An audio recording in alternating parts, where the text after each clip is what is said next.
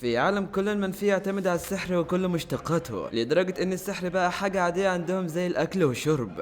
كل ما مستواك يكون عالي في السحر مستواك الاجتماعي هيكون اعلى. لكن في واحد بيعارض القانون ده وهو بطلنا ماش اللي ما عندوش اي سحر ولا بتنجان، ما عندوش غير قوته الجسدية اللي بيعتمد عليها وبس. في عالم كل الناس فيه بتعتمد على السحر وهو همه الوحيد انه يملى بطنه بالاكل ويتمرن. بعد ما ماش كان بيتدرب في الغابة، بنعرف ان ابوه عايش معاه واسمه فانديد، قاعد في البيت ومروق على نفسه وعايش سلطان زمانه. فجأة بيدخل عليه ابنه ماشي وخلع الباب في ايده. يا نهار اسود من اولها كده. ابوه بيقول له انت هبل، انت المفروض تفتح الباب مش تخلعه في ايدك. ماش بيقول له يا عم خلاص انا نسيت وانا اسف على الازعاج وهرجعه لك مكانه. يخرب بيت دماغك المربعه دي. ابوه بيقول له يا ابن الهبله اعدل الباب. ماش لسه هيعدله الباب اتكسر في ايده. مش بعيد تاني حلقه هنلاقي ابوه ميت بجلطه من غبائه. ابوه بيقول له خلاص سيبك من ده كله، انت عملت ايه في التدريب النهارده؟ بيرد عليه ماشي وبيقول له عملت كله، بس انا عاوز اسالك سؤال، انت ليه مش بتخليني اعمل اي حاجه غير التدريب وبس؟ ابوه بيقول له عشان انت مش زي باقي الناس، انت مش بتقدر تستخدم السحر والتدريب هو اللي اقدر اعمله لك في الوقت الحالي. بيسيبه بيقول له انا خارج، وللمره المليون اوعى تروح لي المدينه ابدا. مش بدماغه المربعه دي مش بيسمع كلامه، او ده عشان الاكل اهم من اي حاجه في حياته. فبيخرج للمدينه عشان يجيب اكل، وهو في المدينه بيلاقي كل الناس بتستخدم السحر في كل حاجه، وبيقول لنفسه يعني كان ايه اللي هيحصل لو عملوا كل حاجه بايديهم. بيروح لمحل الاكل وبيطلب اكل، والراجل بياخد الفلوس من مشي ولكن بيلاقيها كلها متلويه وحالتها حاله. مش بيقول له انا اسف شكلي عجنتهم في ايده وما خدتش بالي. بياخدهم منه ويعدلهم بايده. الراجل اللي بيستخدم السحر اتصدم منه، بياخد طلبه ولكن بيلاحظ ان الناس كلها بتبص له بنظرات غريبه وهو ماشي. بعد كده بنروح لقسم الشرطه، بنشوف شخص بيكون اسمه كولمان وبيقرا في مجله. بيلاقي ان المنجم المقدس ظهر للسنه دي وهو راين اميس،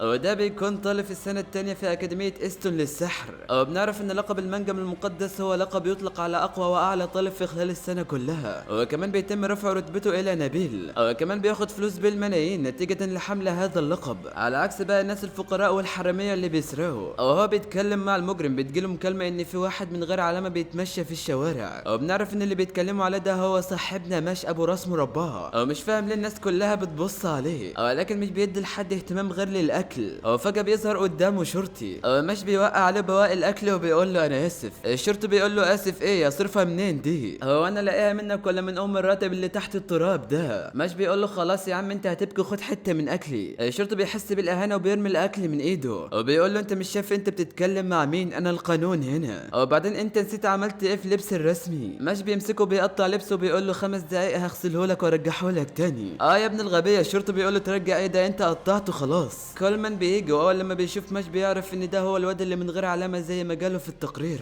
بس ابوه بيجي بسرعه وبياخد ماش ابنه وبيهربوا. لكن شكل كولمان مش سهل ومش هيسيبهم في حالهم، شكل كده في حوار هيحصل. بنروح لماش وابوه اللي بيعاتب فيه، انه حذره 200 مره انه ما يروحش للمدينه. ماش بيتاسف له على اللي حصل وان ده مش هيتكرر تاني. ابوه كعقابا ليه خلاه يعيد التدريبات من تاني. خلاص السر اللي كان مخبيه لسنين شرطه السحر عرفته ومش هيسيبوه في حاله. لسه بيفكر هيتصرف ازاي لقاهم كسرين الباب عليه، وبيقولوا له خبيت الواد فين؟ طبعا ماشي ولا هنا، راح يتدرب زي ما ابوه قال له. لكن الجوع كافر فهيرجع للبيت عشان ياكل. ده مفجوع كل 5 دقايق عاوز ياكل، وهو في الطريق حتى بيفكر في الاكل. بيجي قدام الباب والكفته اللي في دماغه علقت ونسى الباب يتفتح ازاي. ده بطل الزهايمر. ولسه هيفتح الباب بيسمع صوت حد بيتكلم عنه جوه البيت، بيقول لابوه ان من فجر التاريخ السحر كان الامل الوحيد لنجاة العالم، عشان احنا بنطرد الضعفاء اللي مش بيقدروا يستخدموا السحر بسبب جيناتهم، او بالاصح يتقال انهم ما كانوش يتولدوا من الاساس. ماشي واقف ورا الباب وبيسمع كل حاجه ومصدوم مكانه. ابوه بيقول له انا مش فاهم اي حاجه من كلامك. كولمان بيرميه على الارض وبيقول له انت عارف ان اللي ما عندوش علامه يعتبر جريمه خطيره، فعشان كده انا هعفي عن حياتك مقابل تقول لي عن مكانه. العجوز يرفض وبيشدها. كولمان خلاص كسر عظمه. ابو ماش بيفتكر زمان معاناته لما كان صغير وانه كان فاشل في السحر، كل الناس كانت بتضايقه وكل مكان كان بيروح فيه كان بيطرد، اهانوه بكل الطرق لدرجه انه فكر ينهي حياته من فوق المبنى. في اخر لحظه بيسمع صوت طفل بيبكي جنبه، بيروح عشان يشوف الطفل، وبيكتشف انه ما عندوش علامه وزيه بالظبط، وقرر ساعتها انه مش هيعرضه للمستقبل اللي هو تعرض له. هو ده ماشي ورباه لحد ما كبر، وخد عهد على نفسه انه حتى لو مفيش اي صله دم بينهم، وحتى لو العالم اجمع رفضهم هيكون ابوه للابد. بأعلى صوت بيقول لماش اهرب من المدينه وانجب حياتك. كولمان بيقول له ما تخرس يا عم الحاج، عندك كلمات اخيره عاوز تقولها قبل ما ادفنك هنا. فجاه بوم ماش بيكسر على امهم البيت. الشرطي بيقول له يا ابن الهرمه انا ما نسيتش اللي انت عملته فيا. ماش بيقول له طيب عشان تفتكر تاني، وبيقطع له لبسه تاني. مش بس كده، ده بياخده 20 قلم على وشه لحد ما وقع في الارض وما بقاش شايف قدامه. ابوه بيقول له انت ايه اللي رجعك تاني؟ انت ما هربتش ليه؟ ماش بيقول له اهرب ازاي بس؟ هو احنا مش عيله؟ انت كل ما املك في العالم ده. واسف على اني عنيد، ولكن بما اني هنا فلازم ابعت الرمم دول لحياه البرزخ. كولمان بسخريه بيقول له ايه النكته دي؟ انت فاكر انك هتهزمني وانت ما عندكش اي سحر؟ ده انت بتحلم، ده انا همسح بيك الارض دلوقتي. كولمان بيلقى عليه تعويذه وشكلها خطيره، احد صدها بالقلم. سايت ما لايت يا جدعان. هنا كولمان مش مصدق اللي شايفه، وانه وقف التعويذه اللي استخدمها ضد تنين. وبيقول له انت كده طيب وريني هتوقف دي ازاي؟ الشرطي النكره بيقول له وقف يا ابن المجنونه، انت كده هتدمر الغابه كلها. كولمان بيطلق تعويذات خزعبه ليها، او مش عمل لها هش بايده بس. يا عم طب اعمل اي مجهود، حس الراجل انه تعب في التعويذه. كولمان جاب اخره منه، او بيطلق عليه وبل من التعويذات، بس مش بيلعب بيهم كره طائره. تبا للاستهزاء ده مسح بكرامته الارض، او قلب تعويذته العرض في السيرك وكره قدم كمان. مش بيقول لابوه هات عصايتك السحريه دي. كولمان بدا يشك في الموضوع، هو مش معاه سحر ولا ايه؟ كولمان بيخرج ختم بسحر وبيقول مش مهم، مش عايز زي ده هيقدر يلمسني. او فجاه بوم مش علم على وشه بالعصايه. كولمان هيتجنن ومش عارف هيحصل ايه، وان اول مره يشوف حد يستخدم العصايه السحريه بالطريقه دي. مش بهاله مرعبه بيقول لهم لو هددتوا عيلتي تاني همحيكم من على وجه الارض، او هخليكم عبره لكل بقاع الارض.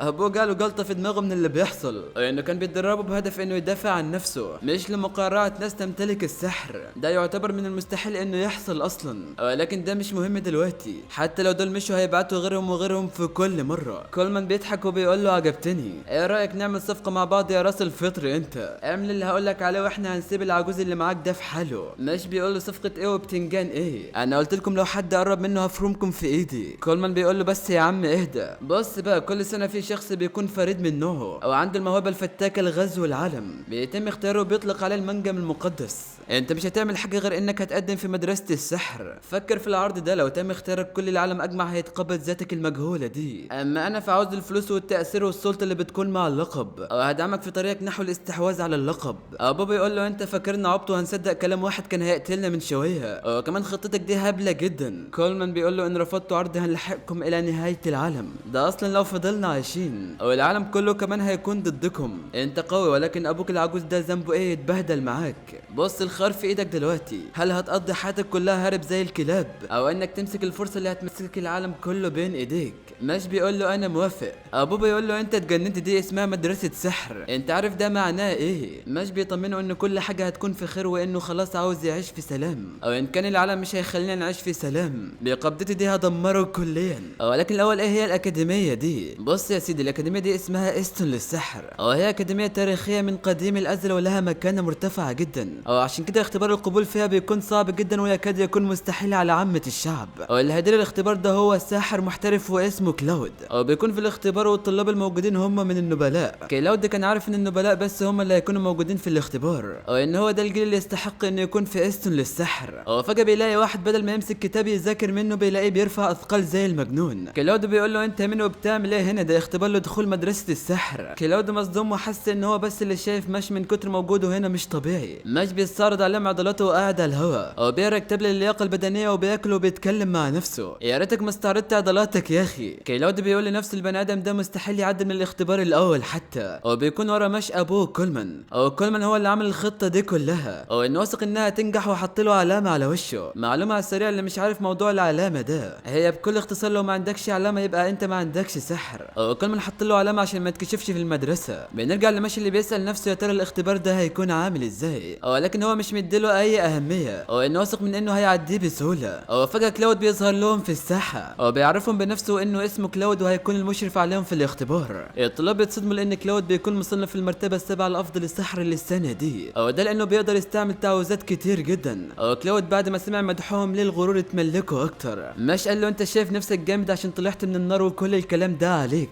كلاود بيقول في سره على الطلاق لخليه يفشل في الاختبار، وبيقول لهم جه وقت الاختبار اقعدوا على المقاعد. وفجأة بيلاقوا المقاعد بتطلع من الارض زي ما تكون نباتات، وورق الامتحانات بينزل من فوقهم. الطلاب كلهم بيمدحوا فيه عشان سحره الخرافي ده، ولكن مش كان عنده كلام تاني بيقول لهم انتوا مجانين، ما كان قادر يجهز كل ده قبل ما نجي للاختبار ولا هي فزلكه وخلاص. كلاود على اخره منه، ولكن هو عارف ان مش مستحيل ينجح لان احتمال الفوز بالنسبه لشخص متكاسل زيه هي 3 من 100. وبيقول لهم يلا ابداوا معاكم 30 دقيقه. الطلاب اول لما بيشوفوا ورقه الامتحان بيتصدموا لان كل الكلام اللي في الورق بيتحرك، وبيقولوا له انت انت عبيط ازاي هنحل ده؟ حتى احنا مش عارفين نقراه. بيقول لهم لان الاسئله نفسها سهله، وعشان تكون صعبه ضفت عليها سحري، وعشان تنجح في الاختبار ده لازم الاول تبطل السحر اللي عليه وترتب الجمل. ابو ماشي وكولمان عاملين نفسهم مستخبيين، وابو بيقول له مش مستحيل يعدي من الاختبار ده. مش بيتكلم الورقه زي اللهبل وبيقول لها وقفي خلاص، فبيتعصب وبيكسر الريشه اللي المفروض انه يكتب بيها. هنا الصدمه، الجمل كلها ترتبت اول لما كسر الريشه. مش خد الورقه وراح لكلاود وقال له خد انا خلصت.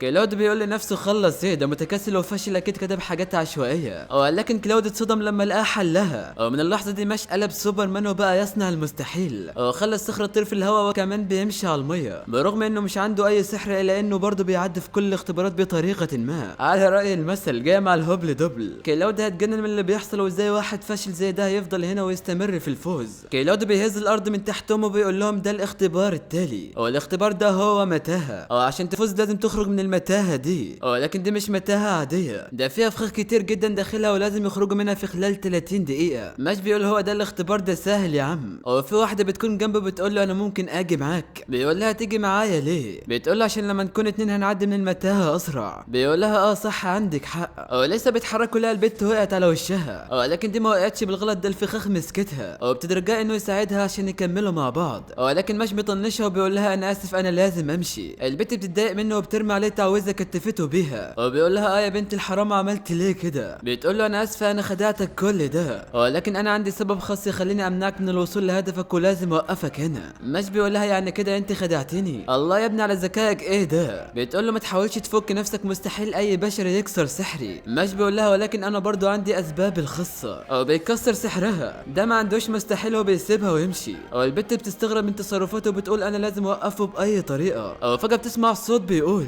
4 اقدام في الصبح و2 في الظهر و3 في الليل، فمن اكون؟ يا نهار اسود، ده طلع لها فخ وهو عمنا ابو الهول، بس ثواني هي مناخيره اللي مش مكسوره. البت بتقول ده مجرد اختبار انا ههزمه بسحري. فجاه هو اللي هاجمها. ابو الهول بيقول لها انت لازم تجاوب على سحري، ولكن البت بتكون خايفه ومش قادره تقف على رجلها، وبتحاول تفتكر اللغز ولكن مش عارفه تحله. ابو الهول بيقول لها انتهى الوقت ولازم تقبلي بعقوبتك، وبيهجم عليها وهي بتنده على اي حد يساعدها، ولكن هي خلاص عرفت ان ده عقابها فعلا، وده لانها خدعت مشي وبتتاسف له على اللي عملته. فجاه مش بيوجه لكمه لابو الهول وبيقول له لغزك مصطنع. سايتاما يعني، بس الانمي حلو. البت بتقول له انت اللي رجعت عشاني. بيقول لها عشان ممكن يكون سببك الخاص مشابه لسببي انا كمان. البت بتقول له طيب كده لا انا ولا انت هنوصل في الوقت المناسب. مش بيقول لها لا والله، امال انا وصلت لك هنا بسرعه ازاي؟ بنشوف ان معظم الطلاب نجحوا في الاختبار وخرجوا من المتاهه. كلاود بيقول لنفسه خلاص الوقت هيخلص قريب، مع الفخاخ وابو الهول اللي بعته لهم مستحيل يوصلوا هنا. فجاه كلهم بيسمعوا صوت تكسير وتدمير. كلاود مرعوب وبيقول لا اكيد ده مستحيل انه يحصل، الجدران دي عرضها متر كامل، حتى الصحراء ما يقدروش يخترقوها. يا نهار اسود يا جدعان، مشي الذي لا يملك اي سحر دمر الحيطان كلها بجسده بس. رئيس الاختبار بيستغرب من قوه مشي اللي وراها لغز، والطلاب مصدومين من مشي وانه بالمشي بس دمر المتاهه. مشي هنا بدا يسال نفسه اكيد اللي عمله ده مش قانوني.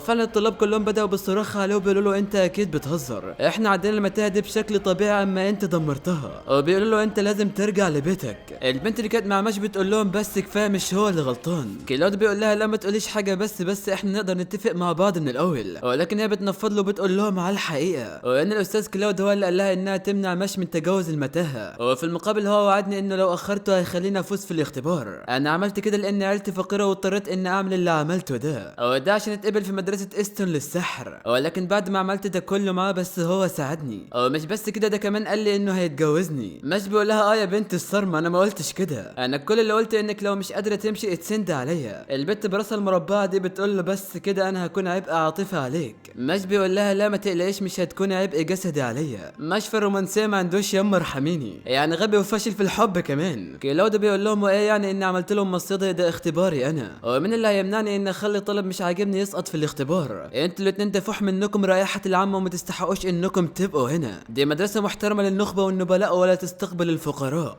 الله عليك يا عم كلاود، ايه ده شعر ده ولا ايه؟ انا واثق ان القرار ده هو الصح، وعشان كده انتوا الاتنين هتفشلوا في الاختبار. وان كان عندكم كلام تاني يلا ورونا هتعملوا ايه قدام واحد من نخبه السحر في مدرسه استون. وفجاه وفي لمح البصر مش كسر العصايه السحريه بتاعته، وبيقول له ما كانش في داعي لكلامك التافه ده كله. الطلاب فاتحين بقهم من الصدمه، وكولمان بيشفق على كلاود لانه حصل له نفس المشكله مع ماش. وفجاه رئيس المدرسه بيقول لهم بس اسكتوا هننتقل للاختبار اللي بعده، وهو عباره عن مقابلات. ولكن من دلوقتي انا اللي هكون المسؤول عن الاختبار ده. وبيقول لك لو حسابي معاك بعدين في المكتب. المدير بيقول لي مش مقابلتك بدأت، مش بيشكر على الاستضافة دي. المدير بيقول له السؤال الاول ايه اللي خلاك تختار مدرستنا؟ مش بيقول له عشان اقدر اعيش مع عيلتي في سلام. السحرة بيقولوا له ده مش جواب، ولكن المدير قال لهم ده جواب كافي. والسؤال التاني هو اني سمعت انك وقفت في الاختبار عشان تنقذ بنت، مع ان الوقت كان خلاص هيخلص منك في المتاهة. هل فعلا ده حصل ولا لا؟ مش بيقول له هو ده اللي حصل، ولما كنتش عملت كده كنت اكيد هندم. المدير بيقول له يعني انت كنت واثق انك هتهزم ابو الهول وتكسر الجدران عشان تفوز.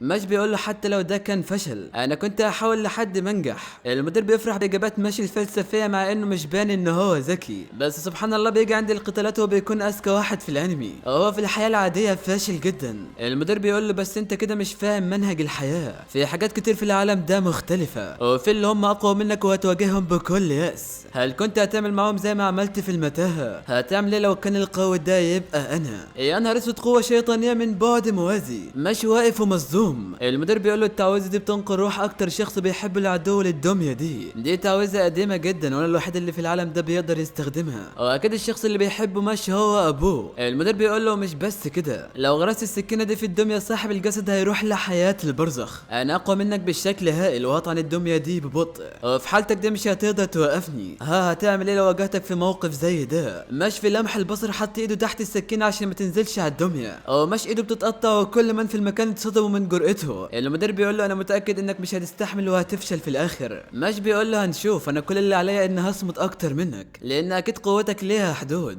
المدير بيقول له القوه ممكن تستخدم للمساعده او للخراب وده بيعتمد على صاحبها، وانا شايف فيك انك هتساعد حتى لو ده كان على حساب حياتك، وكمان شفت فيك كل صفات القوه. المدير بيلغي التعويذه وبيعتذر لماش، وبيقول له ده فعلا كان اختبار وانا ما كنتش هاذيك. مش بيقول له لا مفيش داعي للاعتذار. وبخصوص سؤالك اني لو واجهتك انت هعمل ايه، جوابي ليك هو اني همسح بيك الارض بقبضتي. يخرب بيت الهياط، كل من في المكان بيقولوا له انت بتقول ايه يا ابن العبيطه، انت مقبول في عقلك ولا ايه؟ المدير بيقول لهم بس سيبوه في حاله، انا برحب بيه في مدرسه استون للسحر. وبعد قبوله مباشره بيروح للفصل بتاعه، وبنشوف المعلمه وهي بتشرح عن تعويذه فك القفل بالسحر، وبتقول للطلاب يلا جربوها. صاحبنا مش براسه اللي عامله زي القلقاسه دي بدل ما بيفكه لا كسره، وبيقول للمعلمه اهو فكيته. المعلمه بتتعصب عليه وبتقول له يا ابن العبيط ده انت ما فكتهوش، حتى احنا هنا في مدرسه سحر لتعليم السحر. مش بكل برود اعصاب بيقول لها ما انا بصراحه ماليش قوي في استخدام السحر. المعلمه بتتعصب عليه اكتر وبتقول له ما انت جاي هنا تنيل ليه؟ وسط الجدال ده كله بيكون في شخص قاعد جنب ماشي، لما شاف طريقته في الكلام قال انا لازم ما اقربش منه، اكيد هو شخص خطير جدا. المعلمه لسه مستمره في الجدال مع ماشي، بس فجاه بنشوف شخص بيبص عليهم من الشباك وشكله كده وراه قصه. المهم الشخص اللي كان قاعد جنب ماشي بيتمشى وبيدور على غرفته، وبيقول على ماشي اتمنى ما اكونش مع شخص زيه في نفس الغرفه. واخيرا لقى غرفته واللي هي رقم 303. بس ثواني هي من غير باب ولا ايه؟ بس فجاه بيلاقي ماشي المجنون ماسك الباب في ايده، وبيبداوا يعرفوا نفسهم لبعض، وبيطلع الواد ده اسمه فين، وماشي هو كمان بيعرفه بنفسه وبيقول له انا غبي في حاجات كتير وممكن كمان اتعبك معايا. فين بيقول لنفسه لا شكلي ظلمت باين عليه شخص طبيعي، بس ماشي العبيط بيحطم كل امله بيعرفه على عضلاته. فين ملقاش اي امل في ماشي العبيط ده، وفجاه ماشي بيقول له ممكن اسالك سؤال، هو انا ايه المطلوب مني عشان ابقى المنجم المقدس في المدرسه دي؟ فين بيجاوبه بيقول له هتحتاج انك تجمع العملات الذهبيه، وتقييمك بيعتمد على الامتحانات وحضور الحصص والانشطه الاخرى في المدرسه، ووفقا لتقييمك هتحصل على عملات مختلفه زي الذهبيه والفضيه والبرونزيه وغيرها من العملات الاخرى، لازم تحقق درجات معينه في كل فصل دراسي. مش بيشعر بالاحباط لانه كان فاكر ان الموضوع هيكون سهل عليه وانه هيعدي منه زي ما حصل معاه في الاختبارات.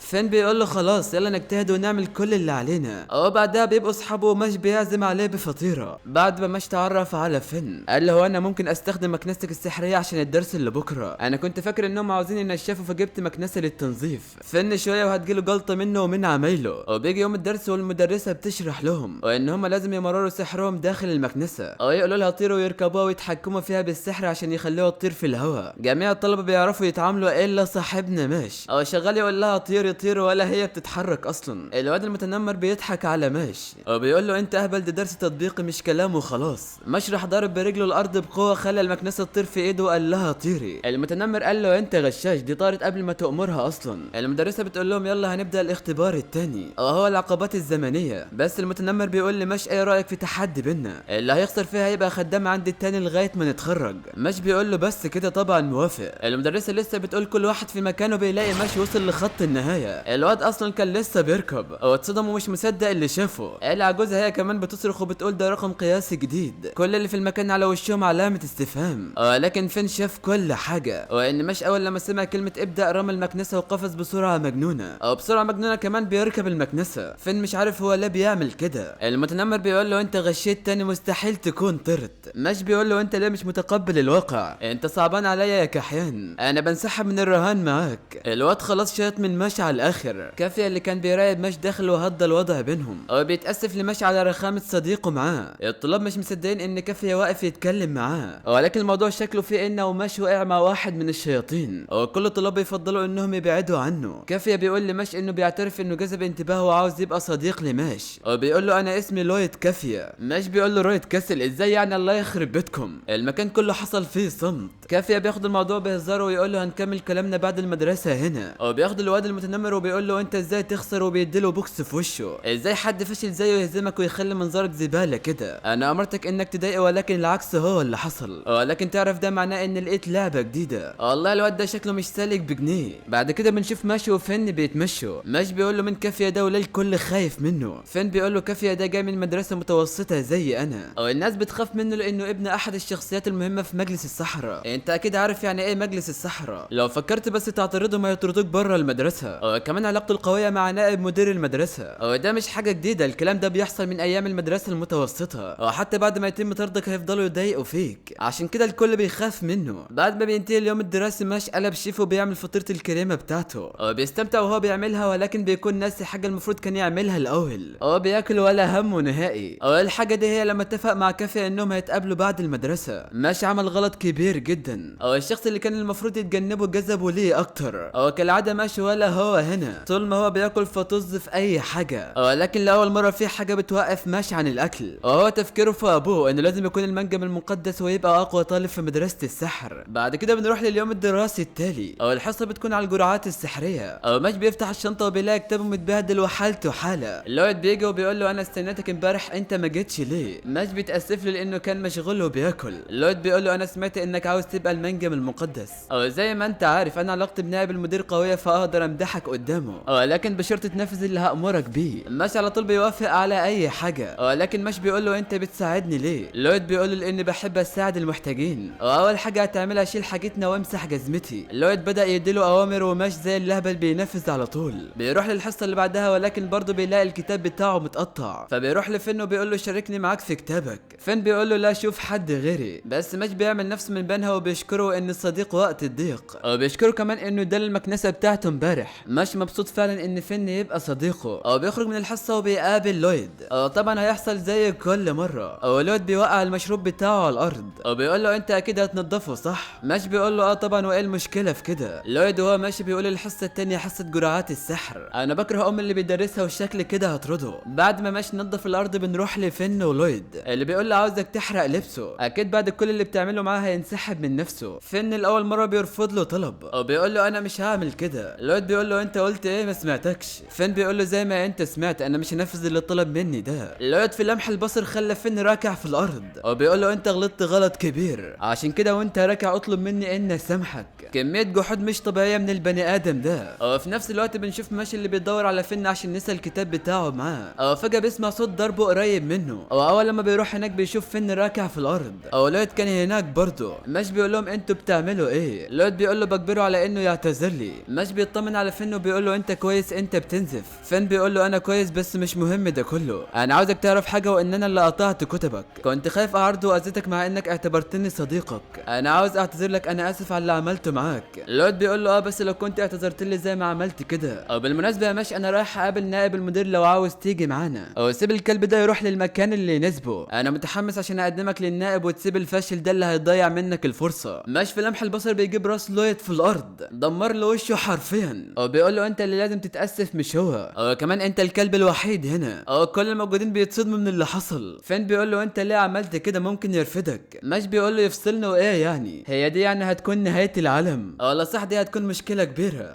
شكلي كده عملت مصيبة صح. بيجي واحد وبيقول له طبعا انت عملت مشكلة كبيرة. بيطلع هو ده نائب المدير فورمان وبيقول لهم انا شفت كل حاجة، ده اعتداء عنيف على طالب. ماشي وفن انتوا الاثنين هيتم محاكمتكم في الموضوع ده. ماشي بيقول له انا وفن بس. فورمان بيقول له طبعا انتوا الاثنين مختلفين عن لويد، ده معناه انه بيتم معاملته معامله خاصه. ان كنت جاي ومش عارف الدنيا ماشيه ازاي هنا فانا اللي هفهمك. فجاه في لمح البصر مش مكسر وشه بركبته. هنا فعلا كل الموجودين هنجوا من كتر الصدمه. بيقولوا له مش ده يا بني ادم، مش اي حد تضربه يا ابن المجنونه. مش بيقول لهم اصلي كلامه ما عجبنيش. فورمان بيقول له انت ازاي تتجرأ على الاعتداء عليا كده؟ انت مش فاهم ان اقدر اطردك بحركه واحده من عصايتي السحريه. مش راح مديله في وشه تاني وشايله ورزع امه في الارض، وفوق كل ده نازل فيه طحن. فورمان بيقول له يا ابن المجنونه انت بتعمل ايه؟ مش بيقول له اهو انت اللي جاهل وغبي كمان. كنت بعمل ايه؟ بدفنك. فورمان بيقول له انت فاكر انك هتفلت باللي عملته ده؟ مش بيقول له بس اسكت، انا سمعتك بتقول انك قادر تهزمني باشاره واحده من عصايتك، انا كمان اقدر ادفنك تحت الارض بقبضتي. وريني هتعمل ايه؟ هتسجني ولا هتقطعني لنصين؟ هزحف من بطن الارض عشان ادفنك برضه. مش نازل فيه دفن، هو مش قادر يعمل اي حاجه غير انه يصرخ. بنروح لليوم اللي بعده. الرئيس بيقول لي مش اكيد انت عارف انت ليه هنا؟ مش بيقول له طبعا عارف، اكيد عشان خبزت في مطبخ المدرسه بدون اذن. الله يخرب بيتك حتى هنا بتهزر. المدير بيقول له لا طبعا، انت ضربت لويد ودفنت نائب المدير في الارض. باللي عملته ده مجلس السحر خد باله منك استلمت منه بلاغ فيه انه هيتم طردك. مجلس السحر هو اعلى واكبر سلطه في العالم، ومش هكون ببالغ لو قلت انهم بيتحكموا في العالم باكمله معظمهم من المنجم المقدس. اكيد انت عارف ان لويد هو ابن احد اعلى اعضاء مجلس السحر في الرتبه. بعباره تانية انت عملت غلط لا يغتفر، لكن ما يغتفرش فعلا هو العالم اللي بيتهم الناس التانية، عشان كده بيتم نكرانهم. انا كنت مهتم بالاوضاع الحاليه للعالم ده، عشان كده استلمت المنصب ده قبل كام سنه. القوه والسلطه محتكره في ايد الانانيين، وللاسف ما فيش غير قليل قوي من امثالك اللي بيخاطروا بنفسهم عشان الاخرين. المنجمين المقدسون اللي بيقودوا المجلس عندهم قاعده، وهي انهم بياخدوا براي الاغلبيه، ولكن اتمنى من كل قلبي ان في يوم من الايام حد زيك يكون المنجم المقدس، من حظك اننا الموجود. انا هشرح لك كل حاجه عشان يتم اختيارك كمنجم مقدس. لازم تكون الطالب الاول في الاكاديميه، وعشان تعمل كده لازم تجمع عملات كافيه خلال الوجبات والنشاطات المدرسيه. في 3 انواع من العملات، هي الذهبيه والفضيه والبرونزيه. نوع العمله بيعتمد على صعوبه الواجب، كل سنه بيكون في تقليد في المدرسه دي للطلاب اللي بيجمعوا عملات اكتر. مش بعد ده كله ما استحملش كل المعلومات دي والشرح ده، نتيجه لده فقد الوعي. الرئيس خد باله بيقول له فوق يا ابن الهرمه. مش بيقول له انا اسف انه تهت منك في وسط الشرح. الرئيس قال له طيب خلاص انا هلخص لك الموضوع ده. اول حاجه لازم تجيب درجات عاليه في حصصك، كمان اجمع اكبر عدد من العملات. انا هخلص الموضوع اللي عملته مع نائب المدير ومجلس الصحراء. فهمت ولا لا؟ انا بعتمد عليك. مش بيقول له خلاص فهمت، انا همشي دلوقتي. الرئيس بيقول له في حاجه اخيره، وهي ان في مشكله هتواجهك عاجلا ام اجلا، ولكن انا واثق انك هتعدي اي مشكله هتواجهك. انا واثق فيك وفي قوتك. بعد ما مشى من المجلس وضرب للنائب ولويد بقى بيحترموه، حتى الطلبه كلهم بقى بيحترموه. بنروح بعد كده لتاني يوم، مشوا فين كانوا ماشيين مع بعض، بيطلع لهم شخص من المدرسه بيقول له مش انا عاوزك تشارك كممثل لفريق لات في منافسه دويلو. بيطلع الشخص ده اسمه توم نولز، بيكون مشهور ومحبوب جدا في المدرسه. لكن ايه هي دويلو دي اصلا؟ بص يا سيدي، دي لعبه كوره بس على المكنسه السحريه، ودي اشهر رياضه في عالم السحر. مش بيقول له يا ابن العبيطه انا مش بعرف اطير بالمكنسه اصلا. توم بيقول له بس انا شفتك في الحصه وانت كنت بارع جدا. فعلا بيروح ليوم الدويلو، فريقه بيتنافس مع فريق تاني، فريق مش كلهم معتمدين عليه، ده بسبب انه سجل رقم قياسي في الاختبارات. بتبدا المباراه والفريق اللي هيفوز هياخد عمله فضيه. فريق مش كله بيطير الا هو واقف على الارض، وده لان مش اصلا ما عندوش اي سحر عشان يطير بيه. هو حاول يفهمهم ولكن مفيش فايده، الجمهور كله بيرمي الزباله على ماشي، بيقولوا له انه يغور يروح البيت بدل ما هو واقف زي التمثال كده. توم بيجي له وبيقول له يا ابن الهبله ده انت مش بتحاول تتحرك حتى، هو احنا مش اتعهدنا على اننا هنفوز ونبقى رقم 1؟ مش بيقول له مين قالك كده؟ انا ما قلتش حاجه. توم بيقول له يا بني ادم افهم، انت لازم تكون زي الخيزران قوي ومرن في نفس الوقت، وده لانه بيتكيف مع اي حاجه. صح نسيت اقول لك على قواعد اللعبه، ممنوع استخدام السحر، لازم تتحكم في مكنستك فقط. انا حاطط كل املي في اللعبه دي وانا معتمد عليك، عشان كده دعوتك للفريق بتاعنا. بيقول له انا راجع لمكاني، عاوز تيجي معانا ولا؟ فجاه بوم واحد من فريق الخصم بيخبطه وبيطيره، بيقول له انا اسف ما كنتش متعمد. لكن بيبان على الغرور والتكبر، بس ده مش هيكون اسوأ من نتيجة المباراة دي. 5-1 لصالح الفريق التاني. توم بيقول له انت ملعون، فين الروح الرياضية؟ الواد بيقول له روح رياضية مين وبتنجان مين، اهم حاجة الفوز هنا. توم بيقول لي مش مهم اننا نفوز، لكن على الاقل نكون حاولنا نعمل اي حاجة. الهزيمة بشرف احسن 100 مرة من انك تتهزم وانت راسك في الارض. الفريق بيسجل النقطة السادسة والواد شغال يستفزهم. ما قدرش يتمالك نفسه وبينفجر بسرعة البرق في الهواء. الناس اتصدمت، هو ازاي طار كده؟ لكن مش ولا طار ولا حاجة، ده كله بفضل قوته الجسدية فقط. مش بيقول لهم جه الوقت اللي هتدوقوا فيه مرارة وطعم الهزيمة. وبيقول لتوم هات الكورة دي، بيستعد لرمي الكورة في الدايرة. لكن الناس بتقول له يا ابن الهبلة المسافة بعيدة مستحيل تقدر تسجل. بس مفيش حاجة مستحيلة على بطلنا ماشي. واخلص الجميع بتسديدة مجنونة وبيسجل بيها النقطة التانية. ولكن الوقت قرب ينتهي وفرق 4 نقاط. مش بيتحدى قوانين الفيزياء وبيخلي الكرة تلف حوالين نفسها بسرعة جبارة، وبيرمي الكرة في الدايرة التاني. وكل من في المكان مصدومين من قوة وبراعة ماشي الغير طبيعية. ماش كسر كل قواعد الفيزياء. والأدهى من كده ان ماش سجل 8 نقاط في خلال الوقت الوجيز ده. والنتيجة بقت 9-6 وفريق ماش هو اللي فاز. الجمهور اللي كان بينتقد ماش تحول الى دعم ليه في لمح البصر. وبكده ماش قدر ياخد اول عملة فضية ليه. بيجي توم وبيحضنه وبيشكره على اللي عمله معاه، وانه كان رجل المباراة واتشهر في المدرسة. بنشوف في واحد قاعد وبيقرا الاخبار دي كلها. شكله كده مش ناوي على خير وحط ماش في دماغه. الشخص ده بيطلع اسمه لانس كراون. بنروح للفصل الدراسي وتوم والبنت الرزلة نازلين زن على ماش. ده عاوز يلعب معاه ودي عاوزاه يذاكر معاها. طلعوه من شعوره حرفيا. ماش بيقول لصاحبه فين ارجوك انقذني منهم ولاد الهبلة دول. فجأة بيدخل عليهم كراون وبيقول لهم شكلكم كده مستمتعين بوقتكم، خليني اشارك معاكم. اصدقاء ماش اول لما شافوه لقوا على وشه علامتين، وده معناه ان الشخص ده قوي جدا وواخد المركز الاول في الاختبارات. ماش بيقول له لا انت مش محظوظ، مفيش اي متعة هنا. كراون قال له مفيش مشكلة انا هخلي فيه متعة. وبيطلع ازازة شكلها غريب وبيقول له الازازة دي اداة سحرية مميزة جدا من الزمن القديم. اول لما فتحها اصدقاء ماشي الثلاثة اتسحبوا جوه الازازة. وبيقول له زي ما انت شايف انا اقدر اسرق الناس، لو كنت عاوز اصدقائك تعالى عند الغابة هستناك هناك. بالفعل اتجمعوا هناك. ماش بيقول له انت بتعمل كل ده ليه؟ كراون بيقول له خلينا نعقد صفقة، انا عارف انك عاوز تجمع العملات الفضية. توم بيتصدم لما بيشوف انه معاه 2 من العملات، وده على حد معلوماته ان في عدد محدود من العملات حتى لطلاب السنة العليا، ودي حاجة شبه مستحيلة بالنسبة لطالب في السنة الاولى. ولكن بيفتكر ان الشخص ده عنده علامتين على وشه، وده معناه ان الشخص ده خطير جدا وعنده قوة سحرية كبيرة. كراون بيقول له الصفقة دي على عملتنا، انا وانت هنتقاتل لحد ما حد فينا يستسلم او يخسر، واي نوع تاني من القتالات ممنوع هنا في المدرسة. انت اصلا ما عندكش اي خيار تاني غير القتال، لان انا كل حاجة في صالحي. قال عادي حتى لو ما فيش حاجة في صالحي، الفوز عليك زي شرب العصير. اصدقاء ماش بيقولوا له ارفض، الشخص ده خطير. كيرون بيقول له ايه يا اسطى شكلك خايف ومتردد.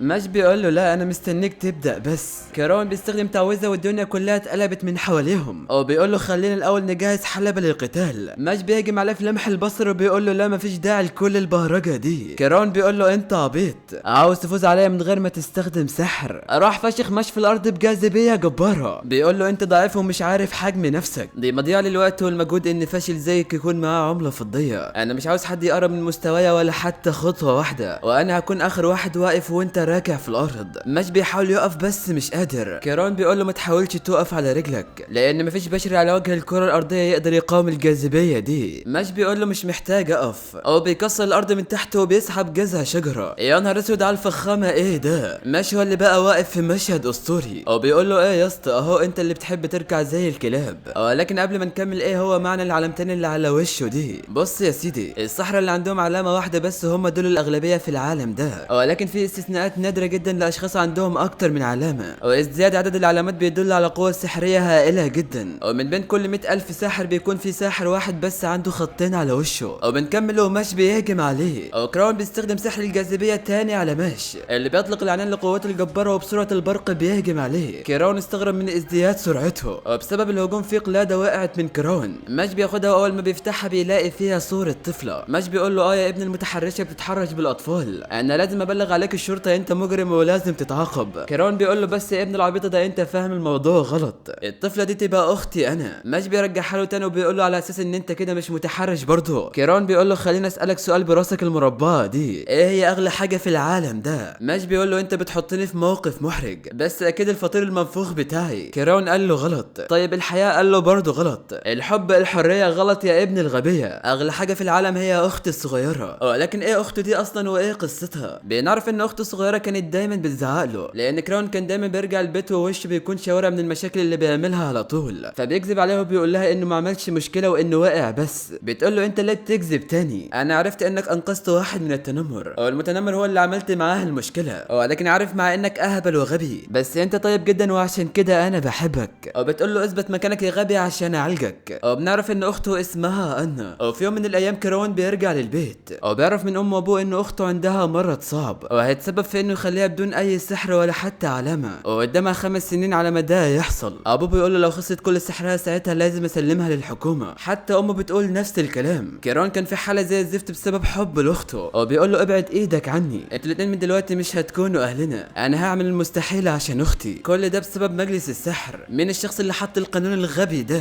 انا هبقى المنجم المقدس عشان انقذ اختي مهما حصل حتى لو هموت. وبنرجع لكرون اللي بيقول لماش انه هيرمي الازازه من فوق هنا وهيسرع عمليه سقوطها بسحره. انت هتحاول تمسكها عشان تنقذ صحابك وانا هستغل كل ده واهجم عليك. وهو من جواه بيتاسف له على خبثه وانه مستعد يعمل اي حاجه في سبيل انقاذ اخته. وفعلا بيرمي الازازه ويسرع سقوطها بسحره. ماش بيستعد وبيقول سحر اوتار الركب المخلعه، اكبر هبده في تاريخ الانمي. ماش ما عندوش يا مرحميني في المسميات. كيرون بيقول ماله ابن العبيطه ده، وبعدين دي اول مره اسمع بيها اسم تعويذه بالشكل ده. ماش بيقول انا مستحيل اخيب ظن اصدقائي فيا، هنقذهم حتى لو هعمل المستحيل. في لمح البصر ماش كان ماسك الازازه في ايده وبقى وراه. هتقول ازاي؟ هقولك معرفش هو كده. كيرون هيجيله عبط في دماغه وبيقول ازاي كده محدش يقدر يتحرك بالسرعه دي، مستحيل. لا ممكن يكون استعمل سحر التعزيز او حاجه زي كده. كيرون بياخد وضعيه الاستعداد وعارف ان ماش قوته مظلمه ومخيفه بالنسبه له. ماش بيقول له بس يا عم بطل العبط ده، انا مش شايفك حد سيء، عشان كده انا شايف ان مفيش داعي للقتال، انت وقعت الازازه الفاضيه. ماش بيتقدم ناحيته وفي لمح البصر بياخد منه الازازه الحقيقيه وبيقول له كده نبقى خالصين. كيرون بيقول له انت ليه بتتنازل على انك تاخد عملات الفضيه؟ ماش بيقول له بص انا عقلي على قدي، يعني من الاخر كده انا اهبل وفاشل. كيرون بيفتكر كلام اخته وانها قالت له نفس الكلام. كيرون بيقول له خلاص انا خسرت وبنسحب،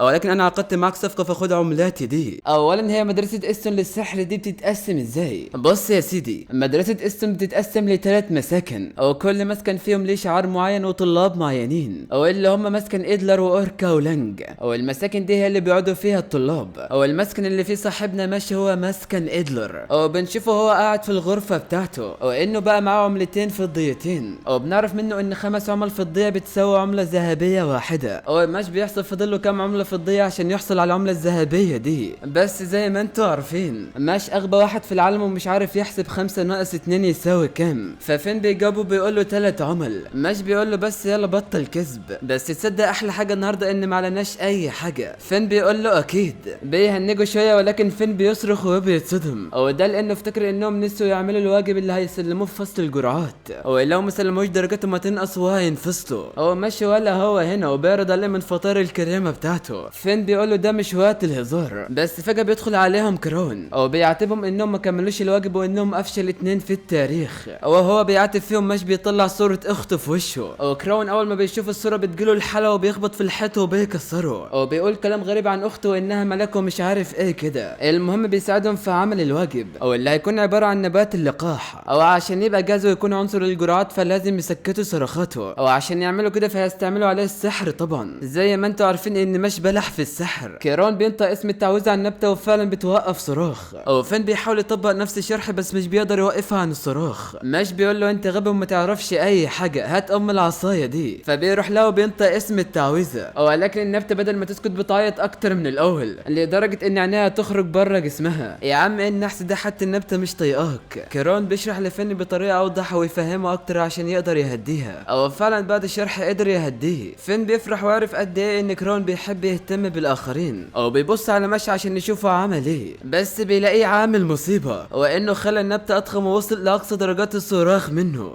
لكن بيديها بالقلم بيخليها تخرس بالمره، وبيقول ايوه كده عملتها ايه بس يا ابن العبيطه. بعد كده بيلبسوا لبس الطبخ وكيرون بيشرح لهم الخطوه التاليه اللي هي تجهيز الخليط. كيرون بيقول لهم الطريقه دي اسهل من اللي فاتت، فعلا بيبدا يوريهم الطريقه، لكن ده قلب شيف حرفيا. هو بيعمل حركات خرافيه وبيجهز بيها افضل خليط. فين بيقول له انت بتهزر، هو ايه ده اللي بسيط. بس الغريبه ان مش بيقول انه فهمها بيكلمها، وده لانها بدون سحر. هو فعلا قلب شيف هو كمان وعمل نفس حركات كراون بالظبط، والنتيجه هي فطيره الكريمه بتاعته. بصراحه عندهم حق يقولوا عليك راس الفطر بدماغك الغبيه دي. كراون بيراجع معاه الطريقه تاني، لكن برضه عمل نفس الفطيره. كراون هيتجنن منه لانه كان متاكد انه عمل نفس الطريقه معاه، بس ازاي بقت بالشكل ده مش عارف. بس كراون بيخش في الجد وبيقول له عادي، بس خليك فاكر ان المره الجايه مش هخسر قدامك، لان عندي سبب في اني عاوز انضم لمجلس السحر. انت فزت عليا ساعتها، بس لو حد خد منك العملات هفشخك. ماش بيقول له عيب عليك لان ده عمره ما هيحصل. بعدها كراون بيسيبهم ويمشي. بعد كده بنروح لمكان غريب لشويه اشخاص راكعين لشخص تاني، والشخص ده باين عليه مهم جدا. بنعرف ان الاشخاص دول من مسكن لانج، الشخص ده بيقول لهم ان المنجمون المقدسون هم اللي بيحكموا العالم ده. بيسال اللي راكعين وبيقول لهم ايه هي الحاجات اللي لازم تكون في اي حاكم، فبيجاوبوه بيقولوا له هي النباله والقوه الساحقه. بيقول لهم صح، بمعنى اننا لازم ناخد العملات اللي في مسكن ادلر لاننا احنا هم الحكام الحقيقيين هنا. بعد كده بينتقل بنا المشهد على الطلاب وهم متجمعين في غابه كبيره، والسبب تجمعهم هنا ان عليهم حصه دراسيه. مش مبهور بكثافه وحجم الغابه، وبيقول لو هناخد الحصه هنا فاكيد هنخيم. كرون بيقول له غبي الكلام ده لو احنا في عطله، اما احنا دلوقتي في مدرسه. بيدخل عليهم شخص متهور، بيقول انا رقم واحد وكلام مش عارف ايه كده. بنعرف ان الواد ده اسمه داود، ده طالب سنه اولى من مسكن ادلر زيهم.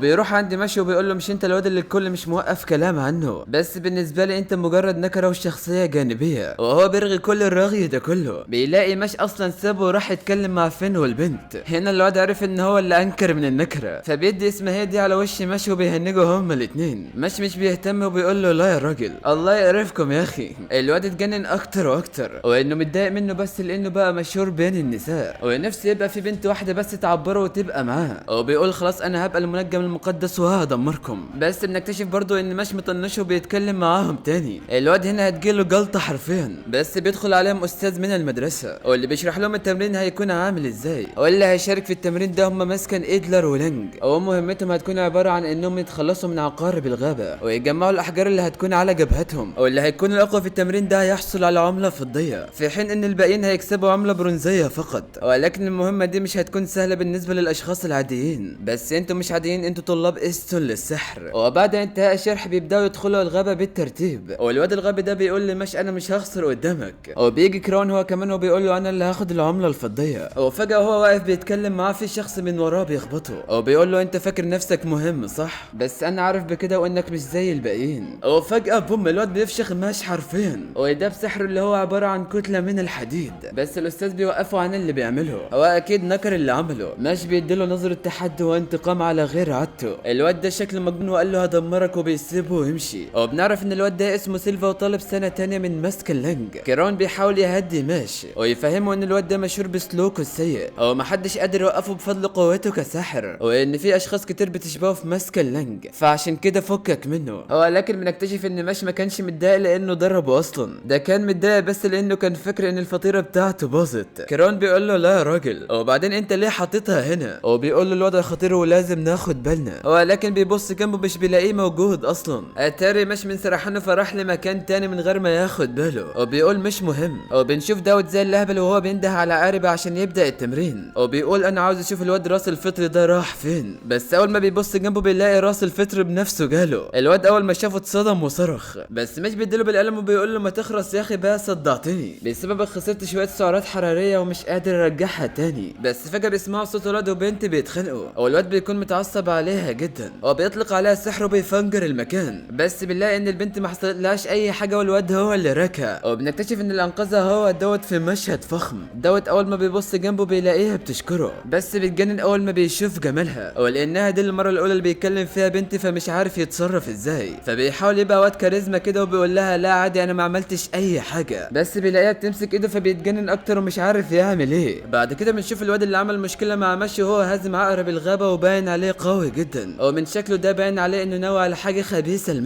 ماشي ودوت والبنت الغريبه اللي ظهرت لهم بيقعدوا مع بعض، ودوت هيعملها على نفسه من كتر ما البنت بتلزق فيه، او بيحاول يسيطر على نفسه ويوهم نفسه انهم متجوزين عشان ما يعملش اي ردة فعل غريبه، ولكن مش بيقدر يسيطر على نفسه، منظره بيطلع زباله قدامها. والبنت بتقول ايه البني ادم الغريب ده؟ دوت بيقول لها قلت ايه ما سمعتكيش. البنت بتقول له لا لا ما فيش حاجه انا كنت بقول انك جامد جدا. الواد بيتصدم ومن الفرحه بيرزع راسه في الارض زي اللهبل، وبنعرف ان البنت البنت دي مش سهله، وسحرها هو انها تقدر توقع اي حد في حبها، ولكن هي ما استعملتش سحرها وابن الهبل ده وقع في حبها على طول من غير اي تفاهم. وبتقول جه بقى دور راس الفطر ده، وفعلا بتروح لمشي وبتقول له شكرا انك ساعدتني، انت لطيف جدا ومن غيرك كنت هموت. ماشي بيصدمها وبيقول لها انا ما عملتش اي حاجه اصلا. البنت مستغربه ازاي ما تاثرش بكلامها مع انها استخدمت سحرها عليه، فبتقول اكيد لازم اضاعف سحرها عشان ياثر عليه. بتزود سحرها فعلا وبتقول له نفس الكلام وبتقول اكيد مش هيقدر يقاوم وهيركع على ركبته. ماشي بيقول لها يا بنت الورمه انا ما عملتش اي حاجه. البنت بدات تشك في نفسها وانها فعلا مش حلوه. بيجي دوت وبيقول لها مالك في ايه؟ زعلانه ليه؟ انا اقدر اعمل لك اي حاجه انت عاوزاها. البنت بتقول له انها مهدده من طرف طالب من المرحله الثانيه واسمه سيلفا، واللي فيه شائعات سيئه حواليه. هو عاوزني اكون معاه وانا مش عاوز اتورط مع اي مشاكل مع اي حد، ولكن هو بيجبرني اعمل كده. وبتنزل دمعتين وانها فعلا حزينه بسبب اللي بيعمله معاها سيلفا. الدوت بيقول لها ما تقلقيش كل حاجه هتكون كويسه، لان هفشخ الواد اللي اسمه سيلفا ده واخليه عبره لاي حد بيقرب منك. والصدمه ان بيحصل هجوم قوي عليهم. ماش بيتفادى الهجوم وبارت بياخد البنت وبيتفاداه، وبيطلع اللي عمل الهجوم ده هو سيلفا بذات نفسه. دوت بيقول له يا هو انت غبي لانك جيت لموتك برجليك. سيلفا بيقول له انت اتفه واحد في المدرسه باكملها، كل ما اعدي من جنبك بحس ان لازم اشفق عليك. دوت بيشن هجوم قوي على سيلفا. هو مش بس كده، ده بيضاعف الهجوم اضعاف مضاعفه لدرجه ان المكان كله اتدمر من حواليهم. دوت بيستعرض قوته عليه وماشي في عالم تاني مع الفطير بتاعه. هو في نفس الوقت فين والبنت المعجبه بماشي متمسكين في كرون اللي انقذهم من شيء ما. وبنعرف من كرون ان طالب السنه التانيه حط ماش في دماغه، هو بيتمنى ان دوت يكون مسكه. بنروح بقى لدوت اللي لسه هيتفشخل، لقى سيلفا بيستعد لاطلاق العنان لقوته، هو بيقول له انت وسحرك العقيم ده ما تقدروش تقربوا مني، وبتلوحه منه فشخه. دوت اتفشخه بقى مش نافع، وبسبب الهجوم فطيره ماشي وقعت في الارض. سيلفا بدا يستفزه ويتكبر عليه وبيقول له ايه فين قوتك؟ فين كلامك وانك هتقتلني؟ فين كل ده؟ حتى التافه والغبي يقدر يشوف فرق القوه والمهاره بينا. بينما ماش لسه في صدمته من انهم وقعوا الفطيره بتاعته، هو شكله هيتحول عليهم ويخليها دمار على الكل. دوت ادرك فرق القوه المهول اللي بينهم في قوتهم السحريه، وان حتى ماش مش هيكون عون ليه عشان يقضوا على سيلفا، وكل همه بس انه ينقذ البت اللي هي اصلا خدعهم فهماء انها حبته. سيلفا بيقول له انت مجرد حساله وملكش اي قيمه تذكر، ولكن انا هديكم فرصه، لو اتحملت 5 ضربات من سحري فهسيب البنت في حالها. هنا داود اتصدم من اللي سمعه، وبيقول له كمان انه هيراهن على العملات الفضيه، وده علشان ما يكسرش قواعد المدرسه وكده. داود بيكون متردد ومش عارف هيعمل ايه. البنت بتقول له لا ما توافقش على اساس انها خايفه عليه. يا شيخ بطلي كدب بقى. هو لكن الصدمه اننا بنشوف داود بيوافق على الصفقه بتاعته وقبل التحدي، وبنعرف ان داود وافق على التحدي ده لان جسده هو اقوى وامتن حاجه عنده، وانه محظوظ لانه كده هينجي بسبب سحره الضعيف.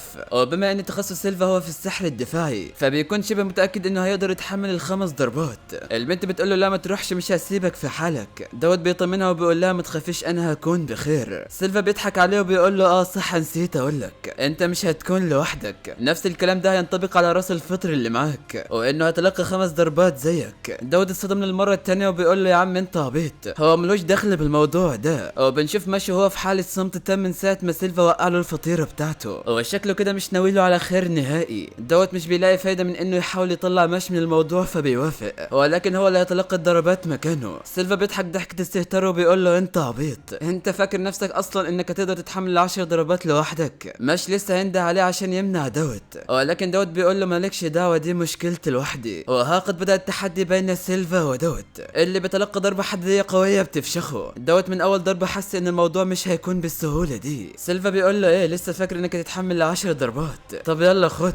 هو اداله الضربه الثانيه في الثالثه خلاه مش نافع حرفيا. سيلفا بيكون مستمتع باللي بيعمله فيه، هو كان فاكر ان كده خلاص مش هيقدر يكمل تاني، هو لكن الصدمه انه لقاه لسه واقف على رجليه من تاني بدون اي استسلام. دوت بيحارب باستماتة علشان يربح التحدي ده، وبيقول له يمكن اكون مغفل وغبي كمان، هو ده لان كنت فاكر ان التحدي هيكون سهل، هو عشان انا مغفل في عمري ما هرضى بالظلم زي ان اشوف دموع البنت دي. وبنشوف البنت وهي بتبكي وشكلها حست بالذنب، مش لسه في حاله صمت وثابت مكانه وهو شايف كل حاجه بتحصل قدامه. سيلفا بيقول له بما انك صمت فجائزه مني هخلي الضربه دي هي ضربتك الاخيره. هوب بوم، سيلفا بيطلق العنان لقوته المهوله وبيدمر دوت حرفيا بهجمه ساحقه. هو بيضحك وهو مختار بنفسه انه مستحيل يتحمل كل الضربات، بس ده مش بيلحق يفرح وبيلاقي دوت بيبدا يقف على رجليه من تاني. دوت لسه بيقاوم رغم هذه الضربه الفتاكه، وبيقول له لا يا راجل ايه الضربه دي ما تقتلش صرصار حتى. في صدمه سيلفا انه قادر يتحمل كل ده، هو لكن فجاه الدم يتساقط من فم دوت ويسقط في الارض. دوت خلاص لم يعد يتحمل رغم انه حاول الصمود وبشده. هو لكن الصدمه الاكبر ان دوت لسه بيكافح وبيقول لمش انه يهرب وياخد البنت معه وانه هيلاقي طريقه عشان يوقفوا بيها. هو فجاه بوم سيلفا بيطلق عليه سحره تاني بدون اي رحمه. دوت لسه مستمر رغم كل اللي حصل له بيتوسل لمش انه يهرب، بس بيتصدم اول لما بيشوف البنت بتتكلم مع سيلفا وبتقول له انا عارفه انك تحت تعوزتي بس مش للدرجه دي انك تعمل كل ده. سيلفا اول ما قالت له كده بينفجر من الضحك وانه انخدع من البنت اللي ضحى بنفسه وعمل كل حاجه عشانها وبيقول له انت اكتر شخص مثير للشفقه شفته طول حياتي. بس فجاه مش بيسكت سيلفا بالفطيره بتاعته بكل استهتار. يا نهار اسود الاسطوره مش دخل الى ارض المعركه وبيقول لهم بس كفايه لحد هنا، تعال لي اكبر حساله في التاريخ. بعد كده بينتقل بين المشهد على كراون واصدقائه وكراون بيكون قلقان على مش لانه سابه لوحده.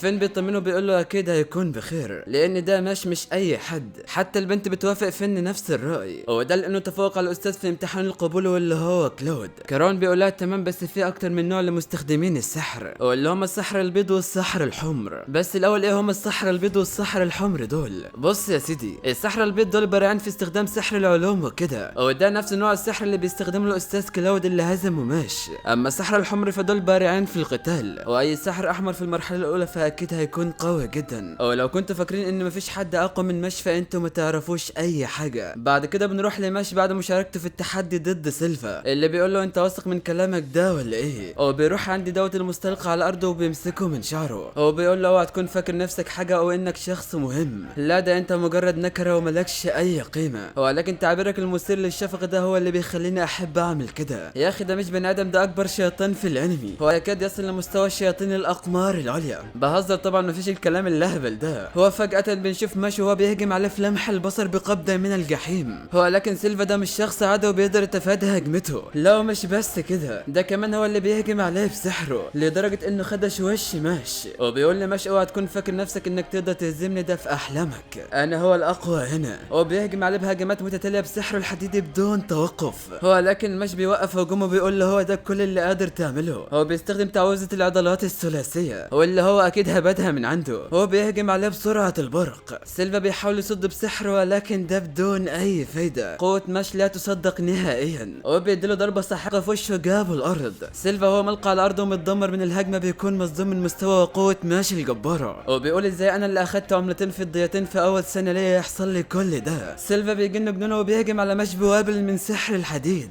هو لكن ماش ما فيش حاجه بتقف قصاده وبيفرتكه هو وسحره. هو خلاه كمان يركع على الارض والدم يسيل من فمه. سيلفا خلاص ادرك حجم نفسه امام قوه ماش التي لا تصدق وانه مش هيتحمل ضربه تانية والا هيكون في عداد الموتى. بس الصدمه ان ماش بيروح عشان يقعد عند الشجره وبيقول له انت كده خدت 2، انت مش قلت ان هم 10 ضربات؟ طيب يلا اجهز عشان باقي لك 8 ضربات. ماش خلاص مش شايف قدامه، حالف انه مش هيسيبه في حاله، في حين ان سيلفا مرعوب منه وانه مش قادر يتحمل ضربه واحده فازاي هيتحمل الثمانيه الباقيين. ماش بيقوم وبيقول له يلا استعد عشان تاخد الضربه الثالثه. سيلفا بيفكر وبيقول انت عبيط يا عم، انا اصلا ضربه واحده تانية وهودع الحياه، بس انا لازم الاقي خطه عشان اهرب من المصيبه اللي انا فيها دي. هو لكن بيلاحظ عقرب الغابه صاحب الحجر النجمي واقف ورا ماش، وده بقى معلم وحش من المستوى العالي. سيلفا بيقول كده هقدر اهرب اثناء قتاله مع راس الفطر. هو عقرب الغابه خلاص هيهجم على ماشي وهيقضي عليه. هو لكن ماشي اداله بوكس طياره بعيد حرفيا بدون ادنى اهتمام. ماش بيقول له يا ابن العبيطه انت مش شايف ان انا مشغول؟ ماش اكتر واحد يستحق ملك اللامبالاه في صدمه كل الموجودين من انه قدر يهزم العقرب النجمي بضربه واحده. ماش بيقول لسيلفا بصراحه انت صعبان عليا. سيلفا حرفيا مش عارف يعمل حاجه غير انه يعملها على نفسه. وفجاه ماش بيدي بصه للبنت زي بصه البومه. البنت قالت بس خلاص انا كده في اعداد الموتى، وبتبكي على اساس انها بريئه وان سيلفا هو اللي اجبرها انها تعمل كده. هو لكن الصدمه انها بتلاحظ ان ماش بيقف وراها وبيمسكها من ظهرها. البنت بتقول له انت بتعمل ايه يا ابن المتحرشه؟ هو لكن فجاه بوم ماش بيعمل لها سوبلكس بامب سلام وبيرزعها في الارض. ماش خلاص قلب جون سينا ولازم يروح يقدم في المصارعه الحره. دوت بيكون مستغرب منه جدا. هو بيقول هو الواد ده عبيط ولا ايه بالظبط؟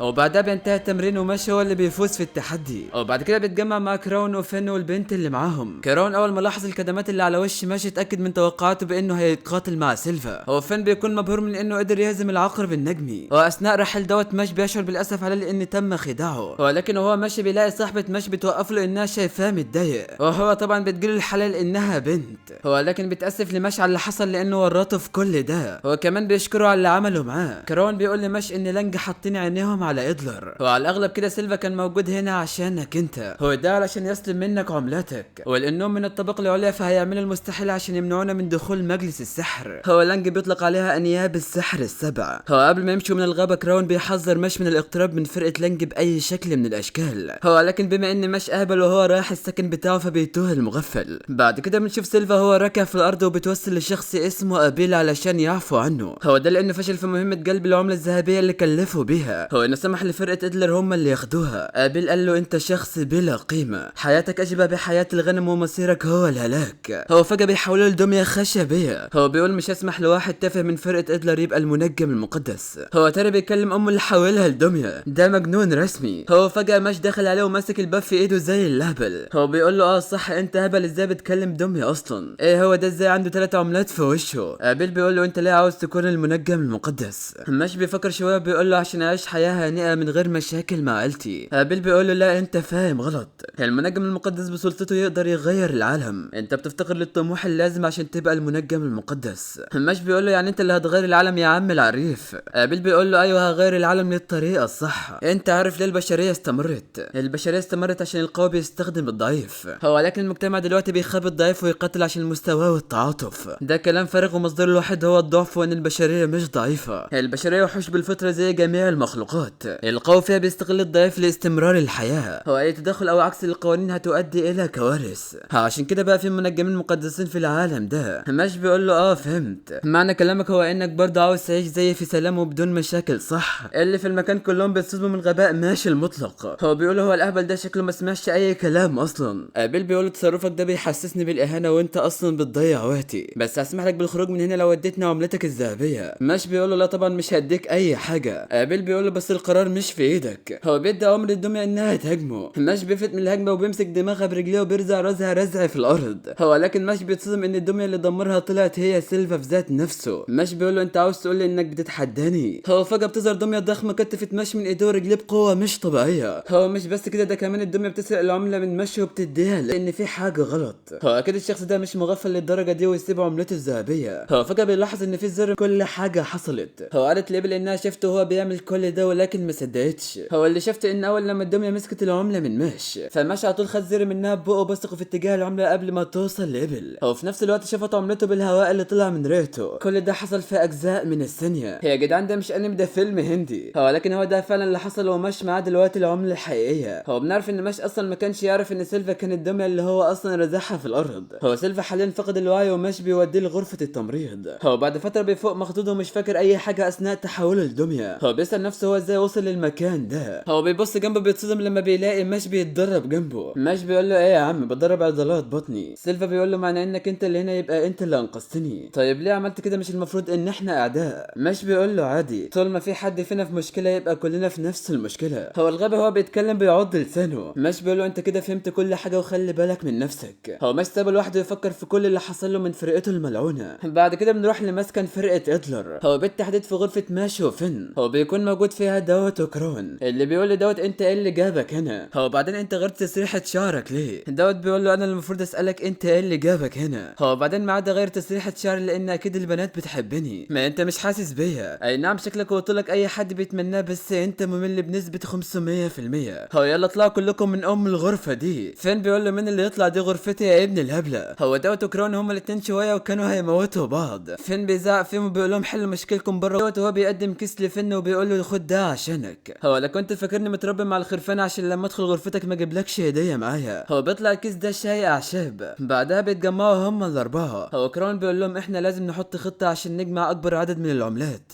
هو مش ماسك فاتوره الكريمه بتاعته بيقول يا اخيرا يوم من دون مشاكل. هو فجاه بتدخل عليهم لمن بمصيبه جديده. يا ماشي يا ابن المنحوسه. المهم بتقول لهم تعالوا معايا بسرعه. هو بتوريه الميزان اللي بيكتشف كم عدد العملات لكل فرقه في مدرسه استون للسحر. هو الصدمه ان فرقه لانج هي اللي بتمتلك معظم العملات الذهبيه بعدد 15 عمله. هو الفرقتين الباقيين كل فرقه فيهم معاها عمله واحده بس. هو ده بسبب ان فرقه لانج من اول السنه وهي بتسرق العملات من باقي الفرق ومحدش قادر يوقفهم. هو ان استمروا على كده اكيد المنجم المقدس هيكون من فرقه لانج. هو فرقه وراكا بتهتم بالبحث اكتر من القتال. هو ده معناه ان احنا فرقه ادلر هي اللي لازم توقف فرقه لانج اللي بتسرق العملات. هو بتعتمد على مش في المهمه دي ومعاه كل الفرقه لسحق وهزيمه فرقه لانج. مش بيقول لهم عضلاته وقبضته الفولاذيه دي هقدمها من اجل السلام. هو بعد كده بنشوفه هو ماسك مكنسه وسط حظيره للبوم. هو ده لان مدير المدرسه مع انه متعاطف مع ماش الا ان بسبب منصبه كان لازم لازم يعاقب ماش. هو العقاب كان تنظيف اعشاش البوم لمدة اسبوع. هو فجأة بيدخل على كرون وبيقول له انا جيت عشان اساعدك. ماش بيقول له يا انت بتعمل كل ده عشاني. كرون بيقول له يا اخي كفايه هبل، انا هنا لانك هدف لفرقه لانج بما انك انت اللي معاك العمله الذهبيه. هو لما يجي هنا وياخدوها منك هكون هنا عشان امنعهم، فهمت يا راس الفجل انت. هو بعد كده بنعرف ان كلام كرون كان صح وفي اتنين شكلهم اقوياء واغبياء جدا في نفس الوقت. هو دول كانوا متجهين لسرقه وجمع العملات. بنروح بقى المشي اللي بينظف والبوم نازلين فيه تنقير وكارهينه على الاخر. هو فجاه بيحصل عليهم هجوم وبالتحديد على مش بدايه مائيه بتسحبه لتحت. كرون لسه بيشوف مش لقى نفسه اتهجم عليه وتعور في وشه. هو بيطلع الاتنين دول اللي كنا لسه شايفينهم من شويه. هو بيقول لهم ايه رايكم في الدخول ده؟ احنا جينا هنا عشان ناخد منكم مج. بيقولوا له ايوه احنا من فرقه لانج الملقبين بانياب ذئاب السحر. هو ابو قرعه ده هو الناب السادس. هو اما ابو شعر الناب السابع واللي بيكون عنده علامتين زي كرون. الناب السادس بيقول لهم انتوا فرقه ادلر ما عندكوش اي حد يستحق انه يكون منجم مقدس. هو اللي ايه رايكم نتقاتل على عملتنا؟ ماشي. هو بيغرق بيقول لهم يا ولاد الهرمه انا ما بعرفش.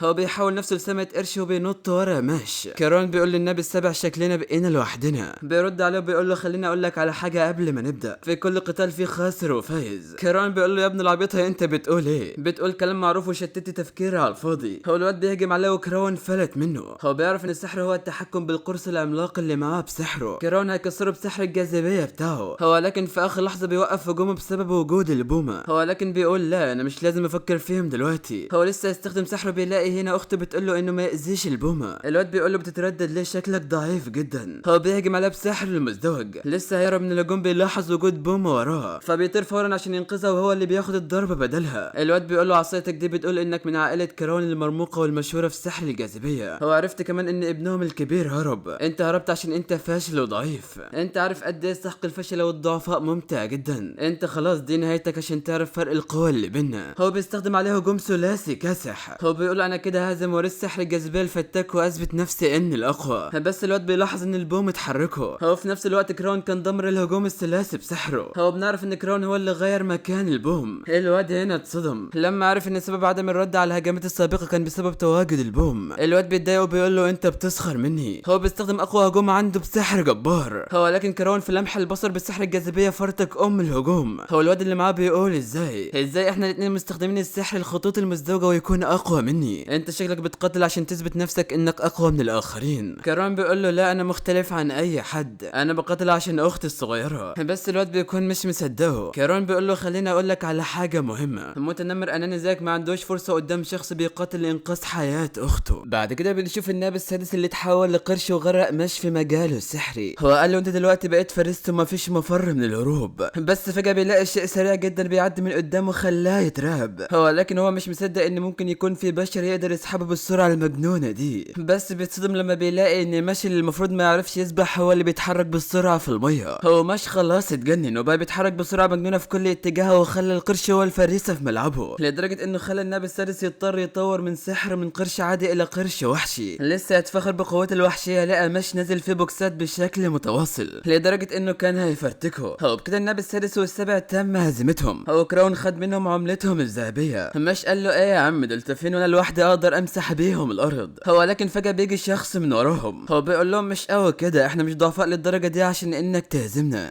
كراون على طول بيستخدم عليه سحر الجاذبيه. لكن بيتصدم لما بيلاقي نفسه مش قادر يستخدم سحر وكانه اتجرد تماما من السحر. ده على عكس مش تماما اللي خلع لبسه وبيتهيأ بوضعيه لهجوم كاسح. بالفعل مش خرب الفيزا وبسرعه مجنونه بقى في وش الواد. بيديله بالبوكس ولكن الصدمه ان الواد اتحرك للاتجاه التاني بشكل غريب جدا وكانه بيختفي. فتح ازازه عشان يسحب فيها اصدقائه. اتضح انه هنا بس عشان ياخد اصدقائه اللي في الفرقه. بيقول لهم انا هنا مش عشان القتال اللي بينا. لكن ما تقلقوش اكيد في يوم هيجمعنا في قتال ضد بعض. بعدها بيسيبهم ويمشي. مشوا كراون بعد ما شافوا قوه الواد الغريبه دي سحبوا كلامهم بانهم هيقدروا يهزموهم بسهوله. الواد هو ماشي في الطريق فجاه القناع بتاعه اتكسر منه حتى. ده حصل بسبب هجوم ماشي الخارق والسريع وبدون اي سحر كمان. الواد بيقول اكيد الشخص ده من نفس نوعي. بعد نهايه مواجهه ماشي وكراون مع انياب السحر بيروحوا لغرفهم. كراون بيتكلم مع ماشي على اللي حصل. هو اصلا مش مديله اي اهتمام غير انه بيعمل فطيره الكريمه. كراون بيقول له من الواضح كده ان ذئاب السحر مصنفين من المراكز الاولى والافضل في المدرسه. لكن المدرسه عشان تعدل بين الطلبه بتعمل منافسات بين الفرق عشان يكون في عدل. بما ان في فرق فاكيد الفرق دي مكانها مش معروف لاي حد من خارج الفرقه. كراون عاوز يعرف مقر فرقه انياب السحر عشان يرجع منهم العملات المسروقه. كل الكلام ده كان موجه لماش. هو لكن زي ما انتوا عارفين ماش مجنون بفطيرة الكريمة. كيران بيقول له انت ما سمعتش اي كلمة من اللي قلتها صح؟ ماش بيقول له طبعا. كيران بيديله اللبس الرسمي للفرقة عشان مر على دخوله لمدرسة السحر شهر. هو ما شغالين يتكلموا ويرغب بتدخل عليهم بتاعة المشاكل والمصايب ليمون. هو بتقول لهم في مشكلة كبيرة الحقوا سيلفا. هو بالفعل بيروحوا هم 3 لسيلفا عشان يشوفوا ايه المشكلة اللي عنده. بيلاحظوا انه متعب وهزل وما عندوش طاقة حتى يتكلم زي الناس. هو لما بيسألوه ايه اللي عمل فيه كده بيقول لهم انه اول ما فاق بتحصل له حاجات غريبة وانه بيحلم بكابوس وهو محبوس جوه صندوق في مكان ضلمة جدا وما بيقدرش يتكلم فيه. هو الكابوس ده استمر لساعات. ماش بيقول له انا عارف انت عندك ايه، دي صدمة شديدة وهتروح منك لما تاكل فطيرة الكريمة. ليمون بتقول له يا اخي بطل غباء. سيلفا بيقول لهم مش بس كده، ده انا كمان مش قادر استخدم تعويذة واحدة. هو مش حاسس باي سحر منه وكأنه مولود بدون اي سحر. كيران بيقول له طيب فهمت، بس ليه في مرضى كتير هنا؟ سيلفا قال له موجودين هنا عشان هم خسروا سحرهم مؤقتا. هو ده كله حصل لما تم استدعاء الناظر لمكتب السحر. ليمون بتدي ماش تميمة حظ على شكل فطيرة الكريمة المهووس بيها، ولكن ماش مش بيتفاهم معاها. راحت مدياله بالبوكس في وشه. هو بتقول له اوعى تعمل اي خطر او اي مشاكل. بعد كده بنشوف ماش وكراون الساعة 11 بالليل.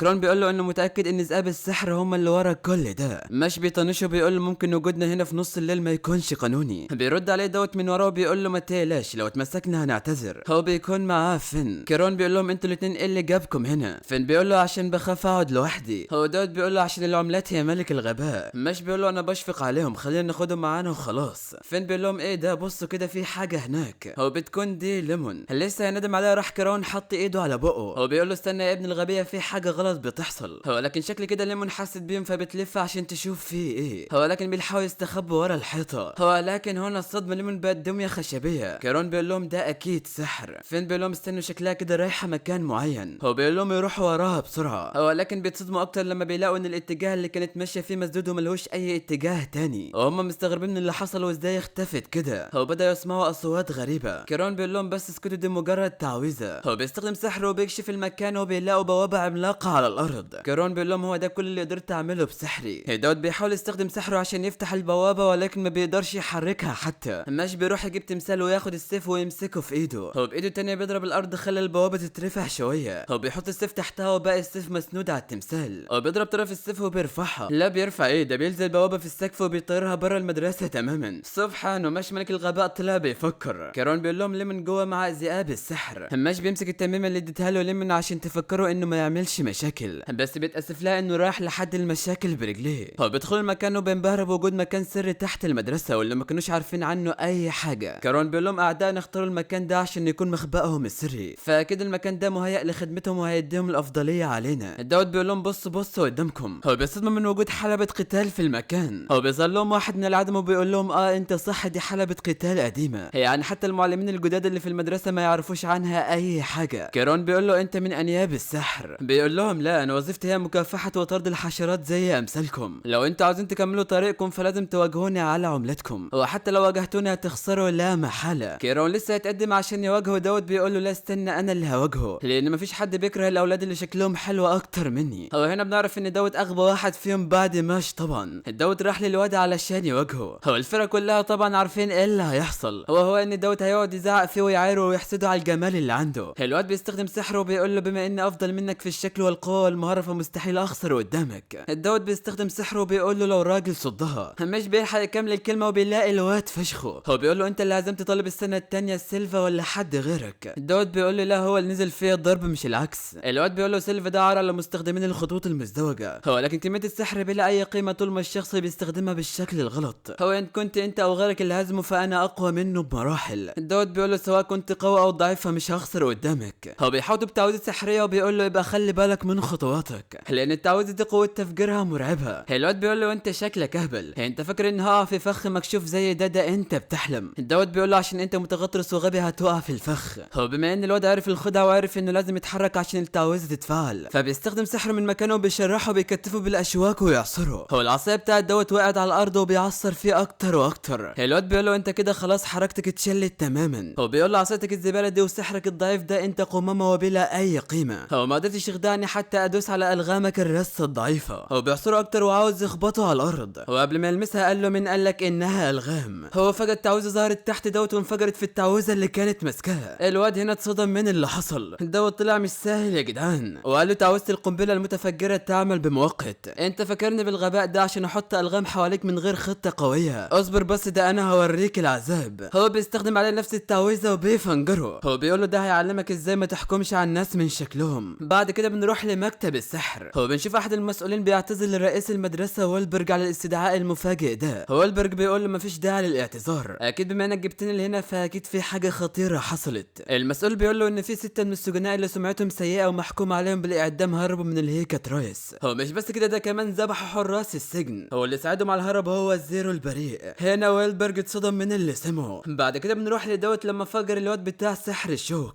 هو بيزعق وبيقول له يلا دورك خلص، هات اللي بعدك عشان اهزمه يا شوية خنازير. هو لسه هتجمعوا عشان يشوفوا هيعملوا ايه، بيلاقوا نفسهم بيتسحبوا داخل الارض. هو مش بيقول لهم الا الفطير يا ولاد الخنازير. هو فان كالعاده خايف وبيمسك في دوت. هو بينزلوا كلهم تحت الارض. كيرون بينزل على الارض. هو لما بيلاقي نفسه في مكان شبه غرفة الحكم بيفكر انه كده خلاص هيتفصل من المدرسة. هو لكن الصدمة انه بيتحوط بالسحر وهالة سوداوية. هو بيكون مصدر السحر ده هو شخص واقف قدامه. هو اللي بيقول له هو انت، مع اني كنت مخطط وبتمنى مواجهتي تكون مع راس الفطر بتاعكم. كيرون ادرك من نظرته بس عارف ان الشخص اللي قدامه ده الشخص قوي منصبه عالي في انياب السحر. الواد بيقول له انا مش عارف ليه جابوا له بتاع الخط المزدوج، مع اني قلت لهم اني عاوز راس الفطر. بعد كده بنروح لدوت وفين اللي بيصرخ كالعاده. هو بيكون في مواجهه شخصين من انياب السحر. فين بيترعب اكتر لما بيلاقي ان اللي هيواجههم هم 2 من اصحاب الخطوط المزدوجه. هو بيشكر عيلته وبيودعهم عشان خلاص هيموت. دوت بيقول له انت هتستسلم قبل ما نبدا، حتى هي لو ريم الضعفاء يقدروا يعملوا ايه. دوت بيشاور عليهم وبيقول لهم انتوا شخصيات جانبيه فاحذروا من انكم هتواجهوا الشخصيه الاساسيه يا قمامه العالم. بنروح بعد كده الماشي الاول لما بينزل بيقول هم فين اللي كانوا معايا. بيظهر واحد من وراه بيقول له ايه ضيعت اصحابك. مش بيقول له هو انت. الواد بيقول له ايه رايك اهو تلاقينا مع بعض تاني زي ما قلت لك. بصراحه كده مهاراتك اخر مره تواجهنا فيها عجبتني وابهرتني جدا. انت مش بتقدر تستخدم السحر صح؟ مش بتلجلج في الكلام وبيتوتر وتلخبط وما بقاش عارف يقول له ايه. في الاخر قال له لا طبعا انا بستخدم السحر. هو بعدين قال اللي خليك تفتكر اني مش بستخدم السحر. الواد بيقول له يا عم ما تخافش اهو كده، ما في الاخر احنا الاتنين من نفس النوع، انا وانت منبوذين وغير مقبولين في العالم ده. هو بيوجه سيفه ناحيه ماشي وبيقول له اكيد عندك اسبابك عشان تكون موجود هنا، هو لكن انا برضه عندي اسباب الخاصه. مش بيقول له لا يا راجل انت فاكر انك هتهزمني ولا اللي بتعمله ده كافي لهزيمتي؟ ده انت كده بتحلم، انا هو اللي هيهزمك شر هزيمه بقبضتي الحديديه. بعد كده بنروح لكراون وخصمه اللي اسمه ورس ميدل واللي بيكون النائب الثالث.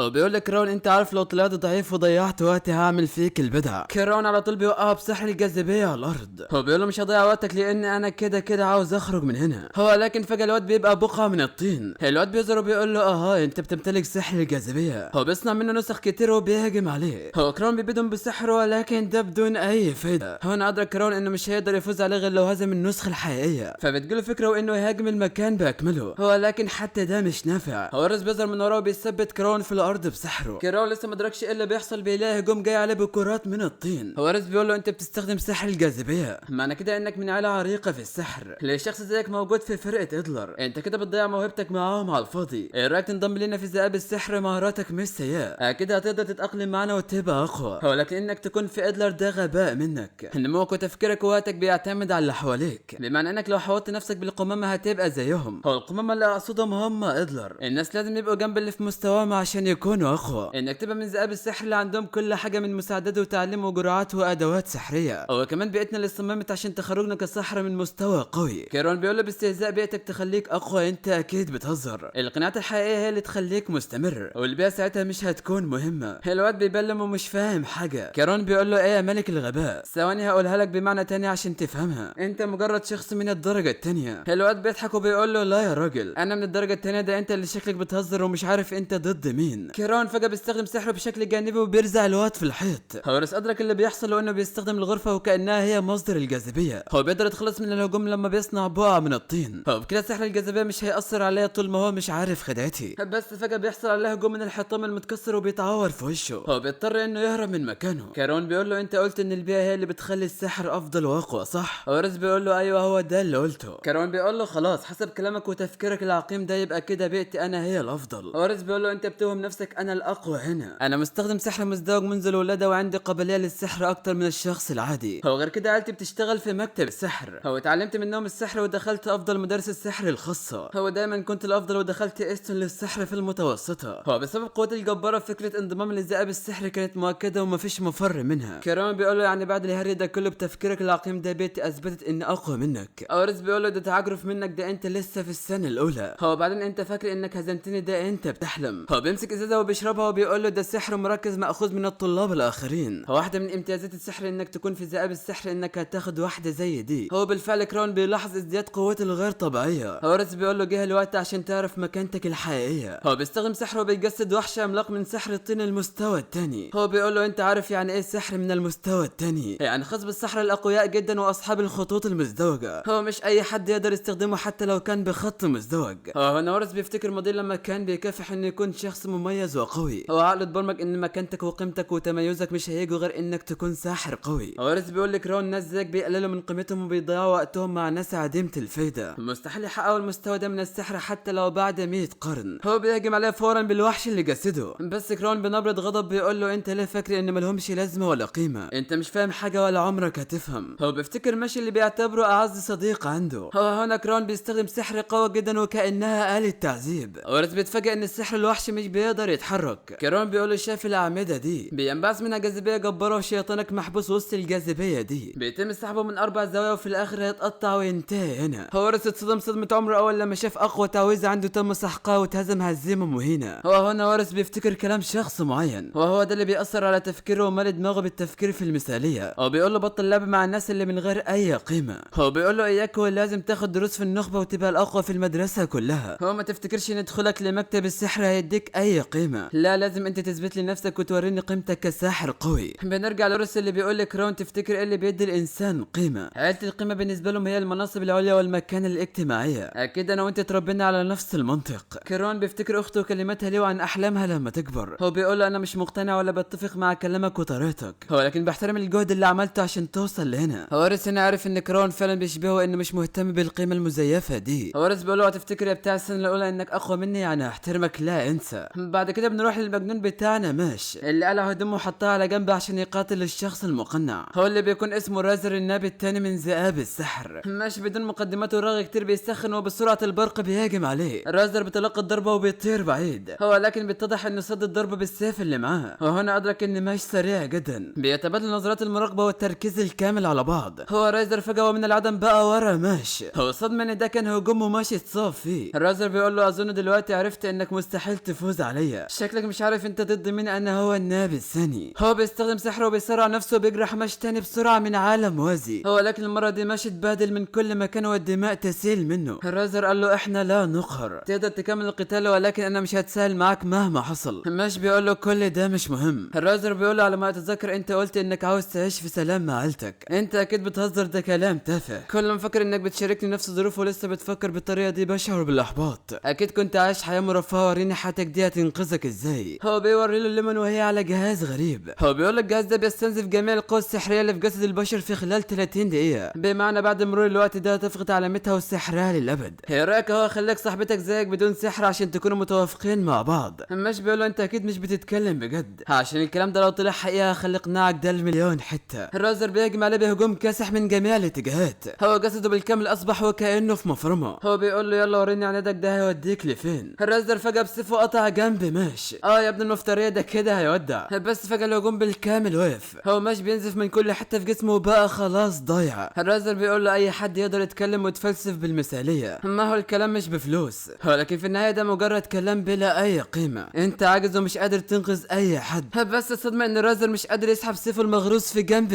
ماش بكل تبجح بيقول له مسكتك يا قمامة العالم، انا دلوقتي هوريك العذاب بكل الوانه وهخليك تتمنى اني ارحمك. الواد اتصدم اكتر، ازاي ده مستحيل انه يقدر يمسك السيف بعضلات بطنه فقط. ماش بيمسكه بايده وبيقول له عضلاتي متناغمه. هو بيديله في الراس في القناع بتاعه بيفتته المليون حته زي ما وعده. ماش بيتصدم اول لما بيشوف عينيه اللي باللون الاحمر. الواد بيقول له شايف العين دي، ده عين الشر اللي بتبطل اي سحر مؤقتا، عين ملعونه ولعنتها دمرت لي حياتي من قبل ما اتولد. ماش بيقول له انت صعبان عليا، للاسف عينك دي مش بتاثر عليا بما اني مش بستعمل السحر. الرازر بيقول له مستحيل شخص زيك يعرف يعني ايه انك ما تتولدش. هو بيطلق على المستوى الثاني من السحر بدايره عملاقه من الاسهم وبيترسم على وش ماش. هو بهجوم واحد من رازر تم تقطيع ماش لمليون حته، هو كانه سرعته من عالم موازي. هو ده كله بسبب المجال السحري اللي هم فيه، اللي بيخلي اي حد بطيء جدا باستثناء رايزر طبعا، اي بمعنى انه بياخد سرعه خصمه ويحولها لصالحه. ماش برضه بيتشرح تاني. ماش على طول بيضرب الارض وبيهجم عليه بوكس بيكسر له السيف بتاعه. بتاعه. هو كأن المجال كله مش قادر يبطأ سرعة ماش. الواد لسه هيرجع عشان يشوف هيعمل ايه، بس ماش بيدوس على رجله وبيوقفه. هو بيقول له اهو مسكتك تاني. هو بيديله بوكس وطلع امعائه فيها، حتى قفص الصدر اتدمر بالكامل وطيره بعيد. تم تدمير سحر قوي من المستوى التاني بقوة ماش الجبارة. هو مش بس كده، ده كمان بيرجع ويديله بركبته في ظهره. هو بيرجعوا يتواجهوا من تاني وماش بيمسك السيف بايده. يخرب بيت اهلك ايه كمية الجحود دي كلها. ماش بيديله بالكف لزقه في الحيطة. هو بدأ يلعب الكرة ونزل فيه ضرب من هنا لهناك وبيفنشه في الارض. رازر بيقول له يا ريتني كنت اتولدت طبيعي. انا من اول لما جيت على الدنيا وعيلتي عرفت ان عندي عين الشر وهم كارهني. هو وجودي في العالم ده كان مش مقبول زي اللي ما عندهمش علامة بالظبط. هو مش بس كده، ده كمان اهلي كانوا عاوزين يقتلوني. هو لكن اللي انقذني من كل المعاناة دي هو ابيل، حتى لو كان بيستغلني بس انا في المقابل خذلته كالعادة. انت مختلف عني، انت شخص مبارك. ماش بيقول له صح انا ممكن اكون شخص مبارك، هو مستحيل اقدر احط نفسي مكانك ومكان معاناتك، بس ممكن نكون اصدقاء. رازر قال له انت طيب واكيد هيجي يوم تلعني بسبب عيني، بس خليني اقول لك على حاجه، انت لازم توقف هنا. انت او غيرك مش هتقدروا على الرئيس ابيل، وده لان قوته مش طبيعيه. ماش بيقول له شكرا على تحذيري، بس انا لازم اديله على وشه. هو انا لسه ما غيرتش رايي، مهما كره العالم عنك ومهما قالوا عليك فموقفي مستحيل يتغير اتجاهك. بنروح ونشوف مواجهه فين ودوت ضد اتنين من انياب السحر. هو لكن لسبب مجهول في واحد منهم بس هو اللي موجود. هو بتكون بنته اسمها لوف وبتكون الناب الخامس. هو على غير المتوقع بتقول لدوت انت بتحبني ولا لا؟ دوت بيهنج من اللي سمعه وبيقول لها احبك وتحبيني ايه، احنا لسه شايفين بعض دلوقتي. فبتقول له طيب ايه رايك فيا؟ دوت بيحاول يتملك نفسه بالعافيه ومش قادر لانه بيحب البنات. هو فجاه بيقول لها انا اسف بس انا بحب ليمون وهتجوزها ومش هقدر اتجوزك انت. البنت بتتصدم وبتقول له انت بتحب حد غيري، اذا كان كده فانت لازم تموت. هو بتهجم عليه بسحرها. هو دوت هو كمان بيستخدم سحره عشان يتصدى ليها. هو بالعذاب قدر يصد الهجمه. اللوف بتزعق فيه وبتقول له كل البنات اتولدوا اميرات، انت او اي حد غيرك لازم يقول لهم انه بيحبهم ويخدمهم زي الجزمه. هو اي ولد ما يقدرش يعمل كل ده لازم يموت. فين ودوت بيتصدموا من افعال بنت المجانين دي. هو بتعيد السؤال عليه مره تانية ولا كأن حاجه حصلت. هو بتقول له بتحبني ولا لا؟ دوت رغم انه بيحب البنات بس رفضها عشان بيحب ليمون. البنت من غير تفهم بتفشخه والطياره بسحرها. هو بتقول له انت مش هتفهم، ابي قال لي ان اي حد ما يقدركيش ولا يهتم بك اقتليه واخلصي منه. دوت بيقوم وبيقول في نفسه ايه العيله بنت المجانين دي، الله يخرب بيت اللي يعرفكم. هو بيهجم عليها وبيقول لها ايه، بيقول لابوك ان كلامه ما فيهوش اي منطق يا عيله خنازير. البنت لسه هتهجم عليها بتلاحظ ان هجوم دوت ما وصلهاش اصلا. ده بيحاول يحجب رؤيتها وبيدخل عشان ياخد منها العصايه بتاعتها. اللي في اخر لحظه بتلحق نفسها وبتمنعه. هو بتقول له انت ضعيف، فكره انك تلمسني دي حاجه مستحيله. هو خليني اقول لك حاجه تانية، سحر النبي الرابع بيحاول اي هدف لحجاره. هو المقصود بالهدف هو صاحبكم اللي فتح البوابه اللي دخلته منها. هو هياخد ساعتين عشان يتحول لحجاره، بمعنى انك لو ما هزمتنيش ورحت للنبي الرابع وهزمته عشان تنقذ صاحبك فهيتحول تمثال في خلال نص ساعه. انت اصلا ما تقدرش تعمل اي حاجه. هو بتكون مستمره في دعك دوت بسحر الاعصار اللي بيخليه يتشرح جواه. هو على حسب كلامها ان اي حد بيدخل الاعصار ده مستحيل يخرج منه. هو بتقول لهم صاحبكم راس الفطر ده صعبان عليا، اصدقائه اللي حواليه ضعاف جدا، كل ده بسبب انكم حاولتوا تعترضوا طريق الزعيم ابيل. هو اولكم راس الفطر اللي واضح انه غبي عشان يستخف بقوه خصمه. دوت هو في الاعصار ما بقاش قادر يحس باي حاجه، هو خلاص حاسس انه بيودع واليأس تملكه. هو بيعترف بكلام البنت دي وانه فعلا شخص ضعيف ومش قادر ينقذ ولا يساعد حد. هو بيفتكر طفولته لما كان عنده 8 سنوات. هو جاب مكنسه جديده والاطفال اخدوها منه، بس جت واحده ورجعتها له من اللي اخدوها منه. هو قالت له بطل خوف ودافع عن نفسك، ما تستسلمش بسهوله كده. دوت قال لا مش هقدر، ولو عملت كده هيضايقوني اكتر. البنت بتقول المشكله دي هتتحل لما يبقى عندك صديق حقيقي، صديق هيزعل ويتضايق عشانك، والشخص ده بيجي مره واحده في العمر. هو ان حصل ولقيت الشخص ده ما تخونهوش مهما حصل. دوت بعد ما افتكر طفولته، افتكر كمان لما كل اللي واجههم سخر منه ومن قوته. هو افتكر صديقه مش لما اتضايق عشانه. دوت بقى متضايق جدا دلوقتي. هو في نفس الوقت لوف بتروح لفنا عشان تهزمه هو كمان. هو لسه هتفشخه دوت من وراهم بصوت عالي وغضب بيقول لها انت رايحه فين، انا لسه هنا. هو بنلاحظ وجود علامه غريبه على جبهه دوت، وهو بيقول لها انت مفكره ايه، هسامحك بعد ما سخرت من صديقي. البنت بتنصدم انه قادر يلغي تعويذتها وبتهجم عليه بسحرها. دوت في لمح البصر تصدى ليها. اللوف هتتجنن ازاي ده حصل، ازاي قوته زادت بالشكل الغريب ده. هو لما بتلاحظ العلامه اللي على جبهته عرفت ان العلامه دي بتتولد مع اطفال نادرين جدا. هو العلامه دي بتتفاعل لما الشخص اللي بيمتلكها مشاعره تتجاوز حد معين. هو بتتفاعل ويبقى عنده قوه شيطانيه. دوت فعلا مش شايف قدامه وعاوز يمحيها عشان هانت صديقه ماشي. هو بيفعل سحر المتفجر حواليها. هو بيقول لها تحولوا صديقي انا لحجاره بعد نص ساعه، ده انتوا اكيد بتحلموا، تعالوا وريني نفسك يا قمامه العالم. هو بيدمرها بسحر المتفجر. هو لكن في اخر لحظه دوت غير اتجاه الانفجار. هو قال لها انا ما بحبش اتنمر على بنات، هغور من وشي ولا غير رايي وبوظ لك وشك. البنت كانت كانت شويه وهتعملها على نفسها وبتشكره انه ما اذاهاش. هو فن اتصدم من رد فعل دوت. هو لسه طبل على قوته لقى وحش صخري بيهجم عليه من وراه. دوت في لمح البصر اتصدى للوحش الصخري بجسده. فن بتاسف له ان اللي حصل ده كله بسببه. هو ترى اللي عمل الهجوم ده هو الناب الرابع. هو بيقول لها انا كنت فاكر اني هسيبهم لك وهتقدري تهزميهم، هو لكن اجي واشوف المنظر المهين ده دول شويه نمل بلا اي قيمه. هو بيجهز عليهم هجوم قوي جدا. هو بنعرف ان الناب الرابع من طلاب السنه الاولى، هو لكن قوته اثبتت جدارته حتى الناب الثاني مدح قوته المعجزه. بس بنكتشف ان الناب الرابع هو اللي بيتفشخ والسحر اتدمر بالكامل. ما حدش فاهم حاجه ولا ايه اللي حصل. الناب الرابع وهو واقع في الارض بيبص على اللي تسبب في هزيمته. بيلاقي الطالب المرشح ان يكون المنجم المقدس للسنه دي، هو اللي بيكون اسمه راين اميس. هو بيكون من فرقه ادلر، يعني الشخص القوي ده من فرقه ماش ودوت. سبحان يا جدعان. الناب الرابع بيقول له انت ازاي هنا؟ المفروض انك اختفيت، احنا الاثنين مختلفين عن اي حد واسبابنا متشابهه صح. هو الخنزير بيكون عاوز يغفله من وراه بهجوم صخري، بس ران في لمح البصر فشخ سحره. هو بيقول له انت قمامه وشكلك كده هتضيع على وقتي. هو بيجهز هجوم كاسح من السيوف عليه لدرجه ان الناب الرابع اتصدم ومبقاش مدرك باللي بيحصل. ازاي ده طالب سحره يكون من عالم موازي؟ هو ران بيفشخه بسحره. هو لوف قالت ايه القوه دي كلها؟ انا كده لازم اروح وانضم لفرقه ادلر. الواد وهو راجع في الارض بيقول له ما تصدقهمش، مش زي ما انت فاكر، انا ما كانش عندي خيار تاني، سامحني انا ندمان على اللي عملته. ران مش رمحه ونازل فيه ضرب. هو بيقول له وانا استفدت ايه بندمك ده؟ اهم حاجه في العالم ده هي الافعال مش الكلام. هو بعدين انت عاوزني اثق في كلام واحد زباله زيك؟ هو ما بتتعلمش غير بالضرب عشان ما تكررش نفس الغلط. هو دوت شايف كل اللي بيحصل ومتكيف على الاخر. هو مبسوط ان المعجزه ده من فريقه. ران بيقول له انت لسه قاعد هنا ليه؟ هروح امشي وانا هخليه يعترف بكل حاجه. هو نازل فيه ضرب تاني. دوت بيقول هو ايه اصلا اللي خلى المرشح لمنصب المنجم المقدس يجي هنا؟ فين بيقول له ده اخويا. هو بنعرف ان سبب وجود ران هنا بأوامر من رئيس المدرسه. هو ده عشان يبحث في امر المجرمين اللي هربوا من السجن. هو كمان الشخص اللي تسبب في هرب المجرمين واللي اسمه زيرو البريء. هو لسه بيدور عليهم لانه مش عارف مكانه. هو فجاه بيدخل عليهم مش بهاله قويه جدا. هو كالعاده بياكل في الفطيره عشان يسترجع قوته ونشاطه. ران عرف ان ده مش سحر مع ان في ضغط قوي جاي من ماش. هو ران ما عندوش وقت فهيحقق مع الشخص الغريب ده بسرعه، لان ران شك في ماش انه واحد من المجرمين. هو ماش ولا هو هنا وعامل نفسه من بينها انت مين وانا مين. ران بيخرج كائن سحر وبيقول له ده هيكشف قواك السحريه الحقيقيه اللي مخبيها. الكائن بيقول لماش ان كنت سحر عادي فران هنسيبك في حالك. ماش لسه عاوز يفهم اللي بيحصل بيلاقي السيف عملاق بيهاجم عليه، ولكن ماش وقفه بصباعين. هيخرب بيت الجحود. ماش بيقول له انت مين وبتعمل ايه؟ ران مستغرب ان ماش ما استخدمش اي سحر في صد هجومه، حتى ان الكائن جاب صفر في سحر ماش. الكائن بيقول لران لا لا لا انا بس اكيد غلطت في النتيجه. ران بيهجم تاني على ماش ب 3% من سحر السيوف. ماش في لمح البصر وبكل تبجح بيخلي الهجوم يتعمل كرسي ويقعد عليه. هيخرب بيت الغرغره. ران اتاكد ان ماش مش بيستخدم السحر وعرف انه مستحيل يكون من المجرمين. ماش خلاص بدا يتضايق من اللي بيحصل. هو ران بيقول ده اختبارك الاخير. هو بيستخدم 10% من سحر السيوف على ماش. هو بنعرف ان ران اول مره يستخدم كميه السحر دي على طالب، بس ماش مش اي حد. بيمسك سيفه بياخد وضعيه الدفاع وبيتصدى لكل السيوف بشكل خارق. هو بالفعل دمر الهجوم ولا كانه حصل. ماش بيقول له بكل براءه انت كنت ممكن تاذي حد بهجومك ده. ران بيقول له انت اسمك ايه؟ ماش بالفعل بيقول له على اسمه. هنا ران لما سمع الاسم افتكر كلام رئيس المدرسه لما قال له ان في طالب جديد مميز ومختلف عن باقي الطلبه والشخص نقي جدا، فيا ريت لو قابلته تعتني بيه واسمه هو ماش. ران بيقول له اها انت هو الطالب الجديد، سامحني على اللي حصل مني. ماش بكل غرغره بيقول له لا مش هسامحك. ران بيقرر يديله منديل سحر يشفي بيه جروحه كاعتذار على اللي حصل. هو بيقول له خلي بالك في طريقك انت بتستهدف ابيل صح؟ ماش بيقول له ازاي عرفت؟ ران بيقول له الرئيس قال لي انك عاوز تكون المنجم المقدس، فطبيعي انك تواجه ابيل لانه احد المرشحين للمنصب ده وبقوه. هو كل اللي في المدرسه اعترفوا بقوته. هو السحر دم الخاص بيه تعدى مراحل ان يكون ده سحر طالب عادي. هو بعدين انا متفاجئ انك تصديت للسحر بايديك وبدون اي سحر. ماش بيقول له مين قال لك كده؟ انا بقدر استخدم السحر عادي. ران بيكمل كلامه ويقول له ابيل بيستحوذ على معظم العملات، اهزمه وكل العملات هتكون ملكك. هي دي الحاجه الوحيده اللي هتخليك قريب من انك تبقى المرشح لمنصب المنجم المقدس. هو انا اتمنى ان منافسي يكون على المنصب ده قوي. هو بيقول له انا ماشي ورايا حاجات كتير عاوز اعملها، خلي بالك من نفسك لانك داخل حرب. ماش بيشكره على اللي عمله معاه. ران بيقول له ما تفهمنيش غلط انا بعمل كل ده لمصلحتي. ماش بيقول ماله ده بس مش باين عليه انه سيء. ران هو ماشي بيفتكر كلام الرئيس عن ماش لما قال له ان ماش شخص فضوله بيأثر على اصدقائه واللي حواليه باهدافه، مع ان تفكيره ضعيف ولكن انقذ اخوك الصغير قبل كده. هو ران كان عاوز يقول له ان لو فعلا عاوز يكون المنجم المقدس من غير سحر فلازم يكون اقوى ساحر في المدرسه كلها. بنروح بقى الماشي اللي بيكون واقف قدام بوابه بيقول اكيد هو ده المكان. هو لكن بيهنج كالعاده ونسى الباب يتفتح ازاي. هو بيفتكر هديه ليمون ليه. هو ما بيدرش بنفسه غير وهو كاسر الباب. هو بالفعل ابيل بيكون جوه. هو بيقول له يا اخي انت لازم تكسر كل باب تدخل منه. هماش بيقول له انا كنت بحاول اخبط على الباب مش اكتر، مش ذنب انكم مركبين بيبان مخلعه في المدرسه. ابيل بيقول له ايه المفاجاه دي؟ انا كنت فاكر ان راين هو الطالب الوحيد اللي يقدر يواجه رايزر عين الشر. انت مستحيل تكون افضل من راين المرشح لمنصب المنجم المقدس. هماش بيبص له بنظره استغراب واستهزاء. ابيل بيقول له انت لازم تفهم العالم اللي احنا فيه ده مش عادل ولا هيكون عادل. هو مفيش حد هيفضل بنفس المستوى. انا قلت لك قبل كده انه مستحيل تقبل الناس الضعفاء. احنا موجودين في العالم ده عشان ناخد من الضعفاء لانهم بلا اي قيمه. هماش بيقول له طيب والناس اللي ما عندهمش سحر بتعملوا فيهم ايه؟ هابل بيصدمه بيقول له اهو الناس دول بالتحديد لازم نخلص منهم ونمحوهم من على وجه الارض، لان عزلهم من المجتمع مش كفايه. انا هخلص منهم واصلح نظام الزباله اللي احنا فيه ده. هو طبعا مش هنسى اللي ملهمش اي فايده واللي بيساعدوهم في الاختباء والهرب. مش هنا بيفتكر ابوه لما كان بيشوفه هو صغير وعاملها شقلباظ.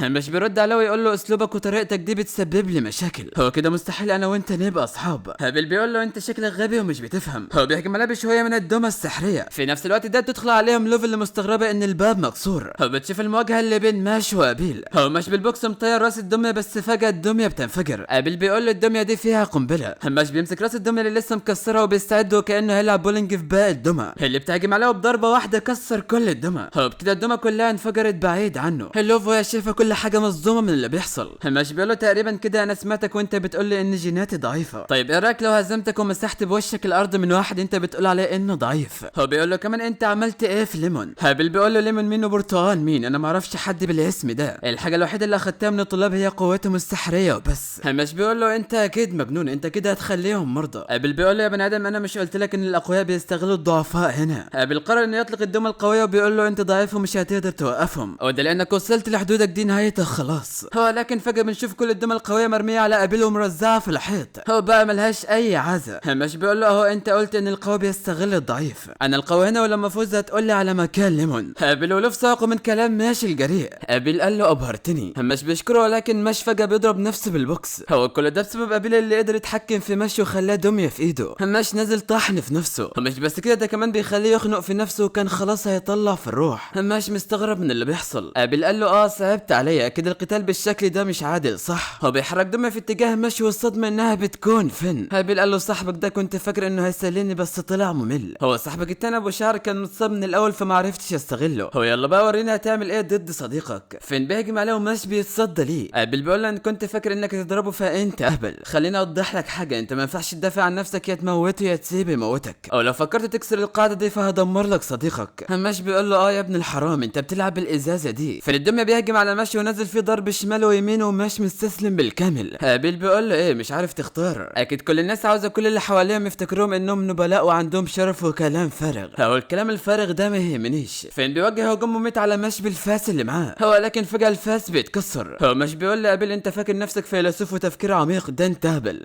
صح هو انت كنت عاوز عملتي. ابيل بيقول له اخيرا قررت تديها لي. مش بيقول له خدها يا عم انا مش عارف انت ليه ماسك فيها للدرجه دي. مش بيرمي العمله بطريقه غريبه لدرجه انها بتعدي من ابيل. هو بتدور الناحيه الثانيه وبتقطع الخيوط المتحكمه في فين. هو فين بيقع على الارض وبيرجع بشري من تاني. هو مش بيعمل نفسه مش فاهم حاجه. هو بيقول له اهو شفت العمله بتحبني ورجعت لي تاني ازاي؟ بس فجاه بتظهر حوالين مش خيوط وبيكون عاملها ابيل. هو بيقول له سامحني عشان صبري خلص من غباك ومواجهتك ممله. مش بيحاول بكل الطرق انه يتحرك او يعمل اي حاجه ولكن ده بدون فايده. ابيل بيقول له ما تحاولش كفاحك ده بدون اي فايده، انت مش هتقدر تتحرك الا باوامري، انت في الاخر مجرد تافه بلا اي قيمه. مش هو بيعفر عشان يتحرك بيقول له مش مهم انا مين، المهم انك تعتذر اللي عملته في صاحبي. هو بشكل مفاجئ اول ما ماشي اتحرك صباع ابيل اتكسر لورا. هو مش بس كده ده ماشي بيتحرك تاني وصباع ابيل بيتكسر برضه. ابيل مش فاهم ايه اللي بيحصل ومصدوم. هو الصدمه الاكبر ان ماشي بينط عليه. هو بركبته مديله في وشه بوظ له فك السفل وخلاه مش شايف حاجه. هي يخرب بيت العظمه ايه ده. هو كمان بيهجم على التاني وعاوز يخلص عليه. بس فجاه الدميه بتتكلم وبتقول تحول الى دميه. هو انا ماشي اتجمد مكانه بدون اي حركه. هو اول ما بيبص على ايده بيلاقيها اتحولت لدميه. مش مستغرب وابيل بيقول له بصراحه كده انت فاجأتني، ما كنتش متوقع اني استخدم التعويذه دي. هو الصدمه ان مش تحول بالكامل الى دميه خشبيه. هو بقى زي بقى الدميه اللي في المكان. هو ابيل بيقول له هو عرفت ان الاضعف دايما بيكون فريسي للاقوى منه، وانت كل ما ابص لك بشوفك مجرد ارنب ذكي على غير المتوقع. هو بيمد ايده وبيقول له هاخد منك عملتك وهعتبر كل اللي حصل ده مجرد تسخين. هو لكن ارانب هيفضلوا ارانب مستحيل يبقوا ذئاب مهما حصل. ابيل بدل ما بياخد عملته بيلاقي مش حاطط فطيره الكريمه مكان العمله. هو اصلا مستغرب ايه البني ادم ده اللي يحط اكل جوه ملابسه، ده اكيد اهبل. بس فجاه وعلى غير المتوقع ماشي اللي المفروض دميه بيوجه له له لكمه بيضيع له فيها وشه. هو كل ده عشان اخد فاتوره الكريمه بتاعته. مش بيمسكها وبيقول ازاي لقاها ابن الخنزيره ده، انا كنت مخبيها. اللي بتقول له يا ابن المقرفه حاطط اكل جوه ملابسك. بالاول لما اخد الضربه اتصدم من ان مش قدر يتحرك. المفروض ان دوما يعني مستحيل يتحرك من نفسه، او ده لان سحر الدمى بتاع ابل بيعترض اشارات الدماغ العصبيه، هو ده بيؤدي للشلل الكامل في الجسم. يعني فكره ان حد يتحرك من سحر الدمى 0%. ابل بتصدم لما حس ان اللي حصل ده ممكن يكون انعكاس نخاعي، او الانعكاس النخاعي ده معناه ان اول لما تيجي تلمس حاجه خطر فجسمك تلقائيا بيبعد عنها بدون اي وعي منك. او مثلا لما تيجي تاكل حاجات حامضه بقك بيفرز تلقائيا لعابها عشان يكون مضاد ليها، هو ده معناه برضو ان جسدك مش لازم ياخد الاوامر منك في وقت الخطر. وبما ان السحر ابل بيأثر على الشكل الخارجي فقط، فمن الداخل لسه بشريين، واي استجابه ذاتيه في هيئه الدميه هتكون الانعكاس النخاعي، يعني مش يتحرك بدون وعي منه. يا رب تكونوا فهمتوني. هابل بيتصدم وانه بفضل انه اخذ فاتوره الكريمه منه تحرر من سحره. هو بيقول لي ماشي البقاء للاقوى، بيطلب ان الضعيف يقاتل عشان يحمي نفسه. وهنا ابل قرر يعترف بقوه ماشي وانه خصم قوي. هو لكن للاسف انت ضد الخصم الغلط، انا بقدر استمد قوتي من كل الدم اللي في المكان واتحكم في القوه دي بشكل كامل. من دلوقتي هتشوف القوه وبس، وهمسح بيك الارض بتاع وسط الاقوى، او بيكون شكلها هيكل من الدميه وشكله قوي جدا. هو لكن المشكله ان التعويذه دي بتحول اي حاجه لدميه في حدود ال 100 متر. هو ده اول لما الخيوط تلمسك. هو طبعا الخيوط دي مستحيل اي بشري عادي يقدر يشوفها، او الخيوط دي اول لما تلمسك هتفقد ادراكك بالكامل عن جسدك. هو مفيش طريقه للهرب منها. هماش بالفعل بدا يتحول لدميه وشكلها كده نهايته. قبل وهو بيتكلم ماش وانه خصم قوي بالنسبه لانه كان ارنب. هو لسه اشكره لقى ماش نزل في الدميه طحن وضربه وكسرها المليون حتى. هو بيكون شايل ايدها. هو بيقول له انت وقفت ليه؟ كمل، انت تقريبا كنت عاوز تشاركني على حاجه. هابل ساق من الصدمه وبيقول له ازاي انت متحولتش لدميه؟ ماش بكل بساطه بيقول له قطعت الخيوط. هابل بيقول له يا ابن المجنون الخيوط دي مستحيل تشوفها ازاي تقطعها. هو هنا بيجي دور المحققه كونان اللي بتكتشف اي حاجه. هو بتقول لهم على اللي حصل وان لما ابل استخدم سحره ماش لف جسمه بشكل، او ممكن سبب اللفه دي يكون عشان ياخر وصول الخيوط ليه. هو ده اول لما حس ان الخيوط اتحكمت في جنبه الشمال. هو قبل ما يخسر التحكم في جنبه اليمين قطع كل الخيوط اللي حواليه. ابل كل شويه بيتصدم من ماش. هو بيقول لهم ده مستحيل انه يحصل، ده كده هو مش بشري. ماش بيقول له ايه مالك انت بتعرق ليه يا ارنوب الصغير؟ ابل بيقول له لا يا ظريف. هو بيهجم عليه بالدميه العملاقه ولكن ماش بضربه واحده فرتك امها. ابل لسه يستوعب اللي حصل لقى ماش واقف وراه. هو بيقول له السحر العمود الفاري. سبحانه ده بيلف السحر من دماغه وبيمسكه وبيلفه بالعكس.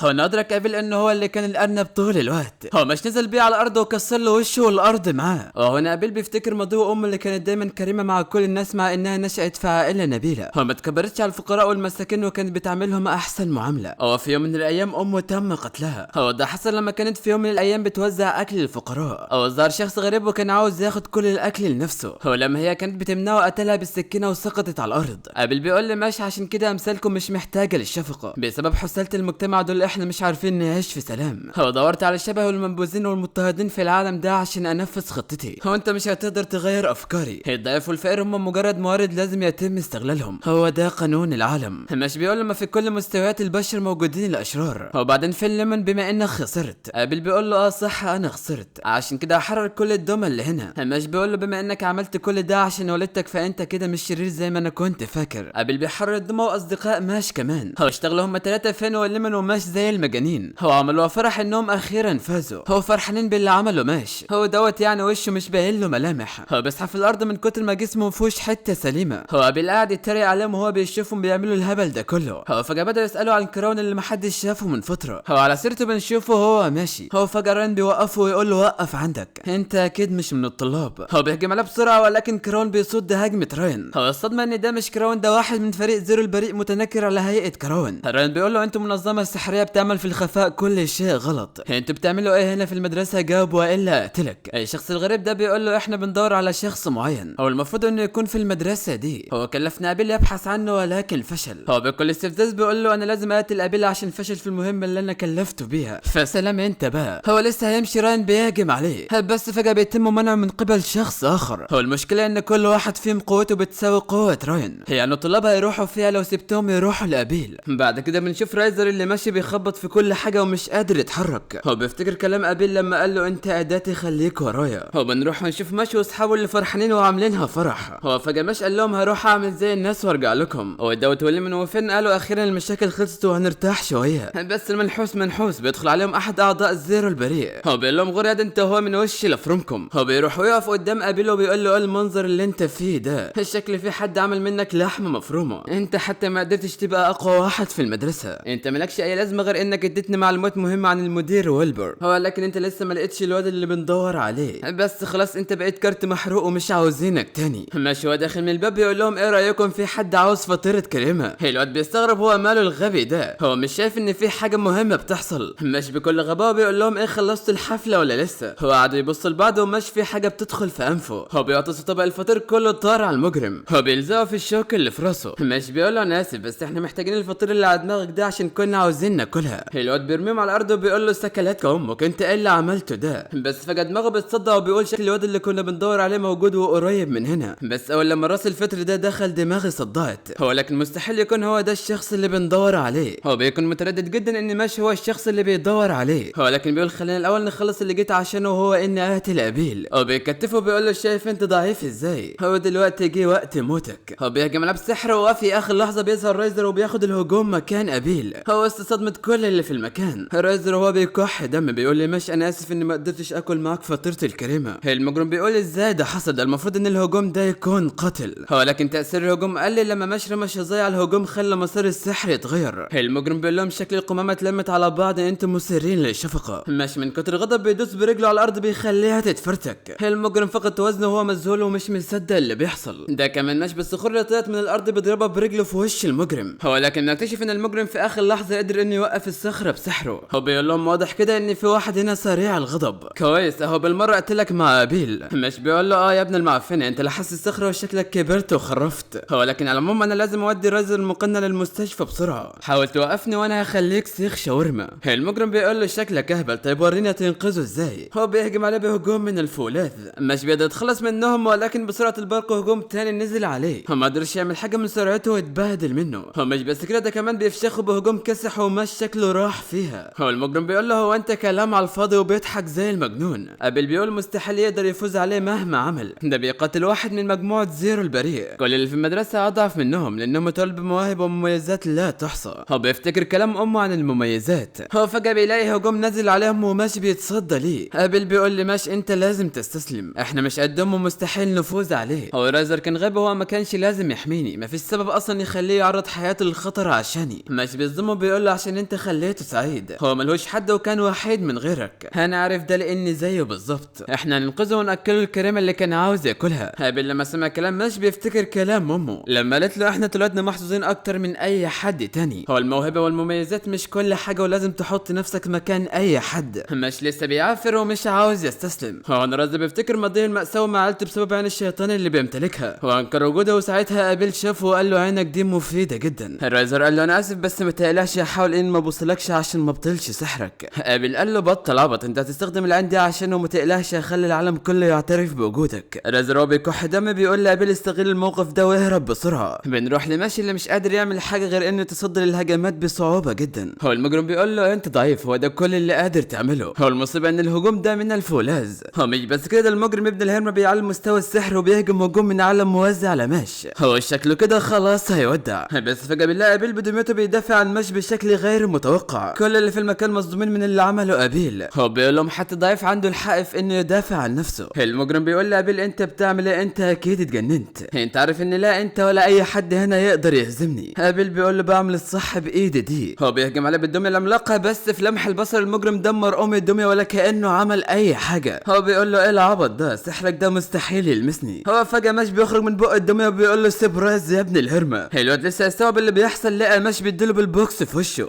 بس ماش بيتصدم لما بيلاقي وشه بيتكسر. المجرم بيقول له انت اول واحد قدر يكسر وشي، هو لكن هو ده اللي استحقه لما ارخي دفاعي، بس انت بتستخدم اي نوع من السحر. ماش بيبلم وبيكون متردد قوي وبيرد عليه وبيقول له القوه. المجرم مش فاهم منه حاجه وبيقول له يعني انت بترفض تقول لي اسم سحرك؟ عادي مفيش مشكله. هو بيطلع اداه سحريه وبيكون اسمها المرآة العاكسه، هو دي تعتبر اداه قويه بتصد اي سحر وترده مره تانية بشكل مضاعف واقوى من الاول. دوت بيقول ان الاداه دي تعتبر من اقوى الادوات السحريه اللي موجوده في العالم، هو لكن المفروض انها تكون محميه بواسطه مجلس السحر. هي بتعمل ايه مع الشخص ده؟ هو بيقول لي مش اوعى تقرب منه لا انت ولا اي حد هنا هيقدر يهزمه، هو هيقدر يرد سحرك عليك. هو بيقول في تفكيره انه مفيش طريقه يقدر يهزمه بيها غير انه ما يستعملش السحر، هو لكن ده مستحيل. المجرم بيقول لهم لازم تدفعوا ثمن وقوفكم في طريق. هو فجاه من العدد ماشي برجله مكسر الاداه السحريه ووش المجرم للمره الثانيه. هنا كل اصحاب ماشي واللي في المكان ساقوا من اللي شافوه هو ايه اللي حصل، وبيفتكروا ماشي من اول لما دخل المدرسه واللي كان بيعمل يعمله مع كل مشكله كان بيواجهها. هو بيقول له لا مستحيل، انت عاوز تقول لنا ان كل ده ما كانش سحر بقوتك الجسديه بس، ده من وحي الخيال وفيلم هندي. هو لكن بنلاحظ ان قماش ما كانش كفايه لهزيمه المجرم، الا اول لما بيبص على ايده بيلاقي ان في علامه ظهرت عليها لما ماش ضربه. هو ده بيفسر الصداع اللي حس بيه لما دخل عليه ماش. هو بيقول ده اكيد هو ده الشخص اللي بندور عليه. هو بيطلق تعويذه من الظلام وشكلها مرعب وغريب وقويه في نفس الوقت. هو بيقول لهم ايه اليوم الجميل ده اللي مليان بالصدف المستحيله. هو بيقول لهم انا اسمي سيلورا، بس للاسف انا عندي مهمه ولازم اخلصها، فسلام انتو. هو بيقول لي ماش اني هشوفك قريب. ماش بيقول له مدغور يا عم في 60 داهيه ما كان من الاول، او لسه هروح لرز المقنع عشان يوديه المستشفى، بيلاقي ابيل ودميته هم اللي هيودوه عشان يتعالج. هو ابيل بيشكر ماش وانه اكيد في يوم من الايام هيردوا له الجميل اللي عمله معاه. هو ماش بيقول اخيرا خلصنا وكل حاجه رجعت زي الاول. داود بيقول له خد هنا يا ابن الهرمه، ازاي كل ده مش سحر. هو اللي منوفين قالوا له انت هتعمل ايه دلوقتي؟ لو حد عرف انك مش بتستخدم السحر انت كده هتتفصل من المدرسه. مش بكل عبط بيقول لهم مين قال لكم كده؟ انا بقدر استخدم السحر بكل سهوله. بيرد عليه ويقولوا له بس يا ابن الهبله انت مش بتستخدم السحر، هو لازم نحافظ على سرك ده والا هتكون نهايتك. هو لكن هتحصل مشكله كبيره لو عرفوا كمان ان احنا بنحميك. هو فجاه بيظهر طالب من وراهم من اللي كانوا متحولين لدمى. هو بيقول لهم انا شفت وعرفت كل حاجه. هو بيقول لهم طالب في مدرستنا مش بيقدر يستخدم السحر، دي فضيحه وانا هبلغ عليكم. مش بكل برود اعصاب بيقول لهم واخيرا عرفوا. هو بعد كده بنشوف سيلورا اللي رجع لمقرهم. هو بيعتذر من والده انه اتاخر في عودته. هو لكن انا لقيت الشخص اللي كنا بندور عليه. الشخص الغريب ده بيقول له واخيرا هتتحقق امنيتي. هو بيدي امر سيلورا انه يجيب ماش باي طريقه لهنا.